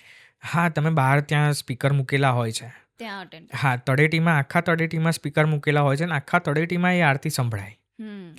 એટલે તમે ત્યાં અને ઇવન ત્યાં ભવનાથ મહાદેવના મંદિરમાં તમે જાઓ તો ત્યાં પણ કોઈને જવાની એન્ટ્રી નથી હોતી સિવાય એકમાત્ર હરિગીરીજી જે એના મહંત છે. અચ્છા. એટલે સામાન્ય માણસ સિવાય પણ જે વીવીઆઈપી ત્યાં આવ્યા હોય અથવા તો મીડિયા હોય એમને પણ એન્ટ્રી નથી. આ સારું છે. હા, એટલે ત્યાં કોઈને એન્ટ્રી નહીં સિવાય એકમાત્ર ત્યાંના મહંત હરિગીરીજી અને એમના સેવક. ઓકે. મહાદેવની આરતી પણ એ કરશે, પ્રોસિજર પણ એ કરશે, બધું જ. હા, એક વખત આ શાહી સ્નાન પૂરું થાય પછી બધા જે સાધુઓ હોય એ મહાદેવના દર્શન કરવા માટે ત્યાં જાય. પછી એન્ટ્રી ચાલુ કરે. ત્યાં સુધી કોઈએ ત્યાં જવાનું નહીં, કોઈને પરવાનગી નથી ત્યાં જવાની. પ્રોસેસ પૂરી થઈ જાય પછી જ ત્યાં નોર્મલ લોકોને એન્ટ્રી આપે. ત્યાં સુધી કોઈને એન્ટ્રી નથી ત્યાં. અને એ જે કુંડ તમે કહી રહ્યા છો એમાં નોર્મલ લોકો સ્નાન કરી શકે? ના, નોર્મલ લોકો એની અંદર ક્યારેય સ્નાન ના કરી શકે. એમાં માત્ર ને માત્ર સાધુઓ, નાગા સાધુઓ, અઘોરીઓ આ લોકો જ સ્નાન કરી શકે. એમના માટે જ છે. બાકી કોઈ તમે આડા દિવસે પણ ત્યાં જાઓ તો બી તમને ત્યાં એમનું જળ અડવા પણ ના મળે. કારણ કે એ કુંડને એટલો પવિત્ર ગણવામાં આવે છે અને ઓબ્વિયસલી જે જગ્યાઓ છે એને પવિત્ર જગ્યા એની પવિત્રતા સાચવવી એ વધારે જરૂરી છે. એટલે કોઈ પણ સામાન્ય માણસને, નોર્મલ માણસને ત્યાં એ જે પ્રિમાઇસીસ છે મૃગીકુંડની એમાં પણ એન્ટ્રી નથી. અને એ મૃગીકુંડ તમને આડા દિવસે ત્યાં રેલિંગ મારેલી છે. તમે એને ઉપરથી જ જોઈ શકશો. તમે એને ટચ બી ના કરી શકો કે તમને ત્યાં એન્ટ્રી પણ ના મળે. એ આખું વર્ષ એવી રીતે બંધ રહે. માત્ર ને માત્ર મહાશિવરાત્રિના દિવસે શાહી સ્નાન માટે જ એને ખોલે. બાકી એ બંધ જ રહે. તો આ મહાશિવરાત્રિની આ પ્રથા ક્યારથી ચાલુ થઈ હશે? અંદાજે જે રીતે રિટર્નમાં ઉલ્લેખ છે એ પ્રમાણે 140 વર્ષ પહેલાં, આજથી 140 વર્ષ પહેલાંનું આપણને મળી રહે છે પુરાવા કે ત્યારથી મહાશિવરાત્રિની આ રીતે પરંપરા ચાલે છે જૂનાગઢમાં. પણ આપણે વાત કરીએ તો એની પહેલાં પણ જે આ શિવરાત્રિની રવેડી હતી એની અંદર સાધુઓ આવતા જ હતા. આ પ્રોસિજર એ ઘણા સમયથી ચાલુ જ છે. પણ આપણી પાસે પુરાવા છે 140 વર્ષ જૂના છે. એટલે ઘણા વર્ષોથી ઇવન ઘણી બધી વખત એક કોન્ટ્રોવર્સી પણ એની અંદર ઊભી થયેલી છે. પણ 140 વર્ષ પહેલાં પણ આ વસ્તુ થતી જ હતી. જે રીતે મેં તમને વાત કરી કે સાધુઓ કદાચ એ સાધુઓ જ કરતા હશે, નાગા સાધુઓ અખાડા જ કરતા હશે. ઓવરઓલ પબ્લિક માટે ઓપન નહીં. હા. અને એ વખતે એટલી અવેરનેસ બી નહોતી. જ્યાં ત્યાંના જૂનાગઢના લોકલ લોકો છે, આસપાસના ગામડાના લોકો છે, એમને ખબર હતી કે આવું કંઈક અહીંયા થઈ રહ્યું છે. પણ જે રીતે પછી આની આખી પ્રચલિત થઈ, લોકો એમાં જોડાતા ગયા, એ રીતે વ્યવસ્થાપન છે એ મોટું કરવું પડ્યું. અને આજે એની અંદર અંદાજે 7 થી 8 લાખ લોકો તો આવે જ છે. દર વર્ષે શિવરાત્રિએ એટલા માણસો ત્યાં હોય જ છે. એટલે ધીરે ધીરે ધર્મની અવેરનેસ વધતી ગઈ છે. કેમ કે ગઈ વખતે જ્યાં સુધી કુંભ થયો હશે ત્યાં સુધી આપણે સાંભળીએ કે કુંભનો ટાઈમ છે, પણ આટલા બધા લોકો આપણને દરેકને જવાનું થયું હોય એવું પહેલી વાર થયું. ખબર નહીં, એક એને કોઈ બી શક્તિ કહી શકો તમે કે એવી કે દરેક લોકોના મનમાં આવ્યું કે આટલા લોકો જાય છે, આટલી ભીડ છે, જી. આટલું ટ્રાફિક છે, તોય બધાના મનમાં આવ્યું કે ના યાર જવું તો હા, છે જ એક વાર તો ત્યાં જવું જ છે, હા એકવાર એ લાવો લેવો જ છે, ત્રિવેણી સંગમમાં સ્નાન કરવું જ છે. હા અને અચાનક આટલી બધી આધ્યાત્મિકતા જી. આવે લોકોનામાં એ પણ તમે કોઈ પણ હા, એની જગ્યાએ જાઓ, કાશી ગયા, અયોધ્યા જી. ગયા, ચિત્રકૂટ, એટલું ટ્રાફિક છે કે હમ. અચાનક આપણને એમ આવે કે એક લહેર આવી છે આધ્યાત્મિકતાની, હા, કે હા. આમ બધા લોકો ધાર્મિક થવા લાગ્યા છે. હા, એટલે ઇવન એ અને સ્પિરિચ્યુઆલિટી સાથે આપણે કનેક્ટ કરીએ કે ના કરીએ તો બી હમ બધાને એ જગ્યાએ જવું છે. હમ એ જગ્યા જોવી છે, કેવું છે, શું છે. ભલે આધ્યાત્મિક કદાચ એમાં અપવાદ હોઈ શકે, ના હોય. હમ પણ તે છતાંય એમને ત્યાં જોવું છે, માણવું છે, ફીલ કરવું છે. એટલે એના માટે પણ લોકો ત્યાં જઈ રહ્યા છે. આપણને અત્યાર સુધીનો લેટેસ્ટ આંકડો છે 53 કરોડ લોકોએ ત્રિવેણી સંગમમાં સ્નાન કર્યું છે. એટલે 50% હિન્દુઓ ત્યાં જઈ આવે એવું જી, કહી જી. શકાય. 53 કરોડ લોકો એટલે એ આંકડો કેટલો મોટો કહેવાય. હમ એટલે એટલે ઘણા થોડી અવ્યવસ્થા બી ઊભી થઈ, હા પણ અને ઠીક છે, એ ઇટ્સ અ પાર્ટ. યસ એ એમાં થાય કંઈ જ ના કારણ કરી કે શકીએ. આટલા લોકોને સાચવવું એ પણ આપણા કામનું તો છે જ ને. ત્યાંના હા અધિકારીઓ જે છે એ પણ એમની પણ એક લિમિટેશન છે. બધાની લિમિટેશન એકચ્યુઅલી એ જી. વીઆઈપી કલ્ચર જે બંધ કર્યું પછી, જે ઇન્સિડન્ટ થયા પછી બંધ કર્યું ને, એ બહુ સારું કર્યું. જો જી. પહેલાથી એ બંધ હોત ને તો ઘણી બધી વ્યવસ્થા હજુ હા, સચવાઈ હોત, હા, કેમ કે હા. 2-5 વીઆઈપી લોકો માટે તમે 5-10 કરોડ લોકોને હેરાન કરી હેરાન રહ્યા છો. કરો છો. કેમ કે કોઈની 5 મિનિટની ડૂબકી કોઈના આખો દિવસ બરબાદ કરી જી, શકે. જી.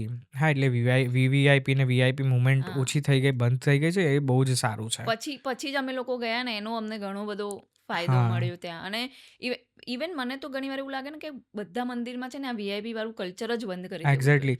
ઇવન જઈને દર્શન કરવા છે, હા, ભગવાન માટે બધા સરખા છે ને, સરખા તો છે. બધા લાઈનમાં ઊભા રહો. હા, આપણા જેવા લોકો ધક્કા ખાતા હોય અને પેલા લોકો મેઇન ગેટથી અંદર બી જતા રહે ને એમના ફોટોઝ બી લેવાઈ જાય, એમના વિડીયોઝ બી લેવાઈ જાય, તો આવું કેવું કલ્ચર છે? ભગવાનના દરબારમાં બધા જી. સરખા છે. હવે એક બહુ સારી વાત તમને કહું, જુનાગઢમાં હમ આવું ક્યાંય નથી.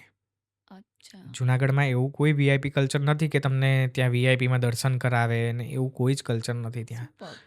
ત્યાં બધા જ તમે વસ્ત્રાપથેશ્વરમાં જાઓ, ભવનાથમાં જાઓ, ગુરુ દત્તાત્રેય જાઓ, હમ અંબાજી જાઓ, ગમે ત્યાં તમે જાઓ, તમારે લાઈનમાં લાઈનમાં જ. ઊભું જ રહેવું પડશે. જેટલું વેઇટિંગ બીજા લોકો કરે છે એટલું વેઇટિંગ તમારે કરવું પડશે. ખૂબ સરસ છે. એટલે એ શું કહેવાય હમ. પોઝિટિવ વસ્તુ છે. છે અને બધા હા, મંદિરમાં આ કરવું જ જોઈએ. જોઈએ, ખૂબ જોઈએ. કરવું જરૂર જ છે. જોઈએ.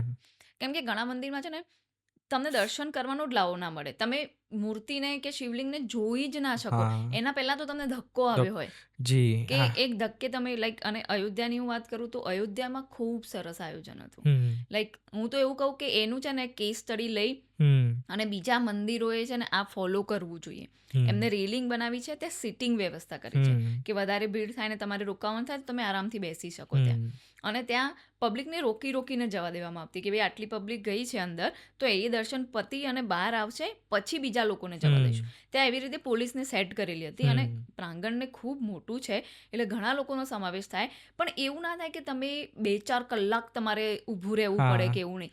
ભીડ જી. તમારી ચાલતી જ રહે હમ, અને હમ, તમે સરસ દર્શન કરીને બહાર નીકળતા રહો. હમ. એની જગ્યાએ બીજા બધા મંદિરોમાં અમુક જ્યાં ગયા ત્યાં તો એટલી તકલીફો લોકોને મેં ચક્કર ખાઈને નીચે પડતા જોયા ઓહ! કે આટલી ગરમીમાં તમે ઊભા હોય 4 હા. કલાક તો તમારી કેવી હાલત થઈ જાય ત્યાં. હમ. અને જ્યારે ઉંમર લાયક 60-70 વર્ષના લોકોને અને એવી એમને રીતે ઘણી જોઈએ તકલીફ પડે. ત્યારે આપણને એમ થાય કે આપણને આટલી પ્રોબ્લેમ થાય હા. છે તો એ લોકોની શું દશા થતી હશે. જી, સાચી વાત છે. એટલે વીઆઈપી કલ્ચર જો ગિરનાર કે જુનાગઢમાં નથી, એ ખૂબ સરસ છે. જો બધી જી, જગ્યાએ ફોલો કરવું જોઈએ. થવું જ જોઈએ. આમ આમ પણ આપણે ગુજરાતમાં જોઈએ ને તો ઘણા આ વ્યવસ્થા ગુજરાતમાં બહુ ઓછી છે. હમ બહારના જે રાજ્યો છે એમાં જે મંદિરો છે ત્યાં વધારે છે. આપણા વધારે છે. ગુજરાતમાં બહુ ઓછી છે આ વ્યવસ્થા ને બહુ સારી વસ્તુ છે. I agree with that. જી. ઇવન મારો એક્સપિરિયન્સ દ્વારકાનો પણ સેમ છે. હમ, કેમ કે ઘણા બધા જ્યોતિર્લિંગ અમે કર્યા. દ્વારકા આપણું હમ, દારૂકાવનવાળું નાગેશ્વર હમ, જ્યોતિર્લિંગ જે છે, ત્યાં સરસ તમે થાળ લઈ અને ગર્ભગૃહમાં જઈ હમ. આરામથી પૂજા કરી શકો. જી, તમે એ એનર્જીને ફીલ ફીલ કરી કરી શકો. શકો. ત્યારે હું ત્યાં ગઈને ઘણા બધા જ્યોતિર્લિંગ કર્યા પછી ત્યારે મને એવો અહેસાસ થયો કે તો પછી મારે અહીંયા જ આવવું જોઈએ. હમ, બધા જ્યોતિર્લિંગ નહીં કરો તો પણ ચાલશે, આટલી નજીક છે. આટલી સરસ રીતે શાંતિથી ગર્ભગૃહમાં જઈને તમે એ જ્યોતિર્લિંગની એનર્જીને ફીલ કરી શકો છો. એક્ઝેક્ટલી. તો ત્યાં બીજી જગ્યાએ ધક્કો મારીને તમને એક સેકન્ડ પણ હમ, જોવા નથી મળતું જ્યારે તમને, હા, ત્યારે આટલું સરસ આટલી નજીક આપણી એ હા. વસ્તુ છે. ત્યાં લોકો એટલા નથી જતા નથી જ્યાં જતા. બીજે બધે લોકો હા, જતા એ હોય છે. એ વાત તો છે જ કે ત્યાં એટલું બધું પબ્લિક નથી જતું. એટલે હા, લોકોએ જવું જોઈએ. આટલી જવું સરસ જોઈએ. વ્યવસ્થા આપણા નજીકમાં છે, હા. તો એ તો કદાચ આપણે દર મહિને પણ જઈ શકીએ, એટલું હા, નજીક છે. હા, દ્વારકા આપણા ગુજરાતમાં જ છે અને બિલકુલ, બહુ જ નજીક છે. ત્યાં આપણે ટ્રેનથી જઈ શકીએ, બસથી, બધું અવેલેબલ છે આપણી અવેલેબલ પાસે. છે. જી. અને જૂનાગઢની ગિરનારની આપણે આટલી બધી વાતો કરી, તમે હમ. આટલી ઇન્ફોર્મેશન આપી, અને શિવરાત્રી આવે જ છે, તો આઈ હોપ કે લોકોને અપીલ છે કે વધારેમાં વધારે લોકો ત્યાં જશે. એટલે ભીડ નહીં કરતા ત્યાં જેમ પ્રયાગરાજમાં કુંભમાં થયું એવું ના થાય. પણ તોય તમે જે મંદિરોની અને જે હમ. જગ્યાઓની વાત કરી છે, હું એવું ઈચ્છું કે લોકો એક ટુરિસ્ટ તરીકે, એક પ્રવાસી તરીકે ના જઈ અને એક સીકર, એક સાધક તરીકે હમ. ત્યાં જાય અને ત્યાં જઈને આ બધી જગ્યાઓ એક્સપ્લોર કરે અને એ એનર્જીને ફીલ કરે. જી, ચોક્કસ. તમે જે કીધું એ પ્રમાણે લોકો ત્યાં જઈને અવ્યવસ્થા ઊભી ના થાય એનું તો હમ ખાસ ધ્યાન રાખે. ને હું પણ જેટલા પણ આપણા દર્શકો છે એ બધાને અપીલ કરું છું કે મહાશિવરાત્રિના દિવસે જૂનાગઢ જાઓ. જે ગિરનાર ક્ષેત્ર છે, ભવનાથ મહાદેવનું મંદિર છે, જે ત્યાં આખો ઓરા છે, જે એટમોસ્ફિયર છે એને એન્જોય કરો. એક અલગ જ મજા આવશે, એ હમ ખાતરી આપું છું હું તમને. બિલકુલ. વિવેકભાઈ, ખૂબ ખૂબ આભાર. તમે આવ્યા અને આટલી સરસ ઇન્ફોર્મેશન બધા ગુજરાતીઓ જોડે તમે પહોંચાડી છે, અને ખૂબ જ ગર્વની વાત છે. અને લાઈક તમે આટલા યંગ છો પણ આટલું તમારું નોલેજ છે, એના માટે તમને વધાવવા જોઈએ પહેલાં તો. Thank you so much. તમારો પણ ખૂબ ખૂબ આભાર કે તમે મને આ ચાન્સ આપ્યો કે હું ગુજરાતીઓ સુધી આ રીતે પહોંચી શકું. હમ આમ તો મેં ઘણા બધા વર્ષો સુધી ત્યાં રિપોર્ટિંગ કર્યું છે. ગિરનાર ગિરનાર મને વારસામાં મળ્યો છે. વાહ. મારા દાદા બાપુ હતા, એ મારા પપ્પા છે. મારા દાદા બાપુએ 64 પરિક્રમા કરેલી છે ગિરનારની. મારા પપ્પાએ પણ 30થી વધારે કરેલી છે, અને મેં હમણાં 11મી પરિક્રમા પૂરી કરી. એટલે મને વારસામાં મળ્યો છે, એટલે મેં એ વારસો સાચવ્યો છે. અને તમે એ વારસાને મને આટલું બ્રોડ લોકો સુધી, વધારે લોકો સુધી પહોંચાડવા માટે ચાન્સ આપ્યો, એ માટે તમારો પણ ખૂબ ખૂબ આભાર. બિલકુલ, બિલકુલ. અને જેમ બીજા લોકો કહે છે, એમ હું પણ કહું છું કે મને જોડે લઈ જજો. અને તમે જે જગ્યાઓનું વર્ણન કર્યું એ ખુદ તમારી જોડે હું પોતે જ જોવા માંગીશ. જી, ચોક્કસ, ચોક્કસ હું કહીશ તમને જો જવાનું થશે તો. ચોક્કસ. જય ગિરનારી. જય ગિરનાર.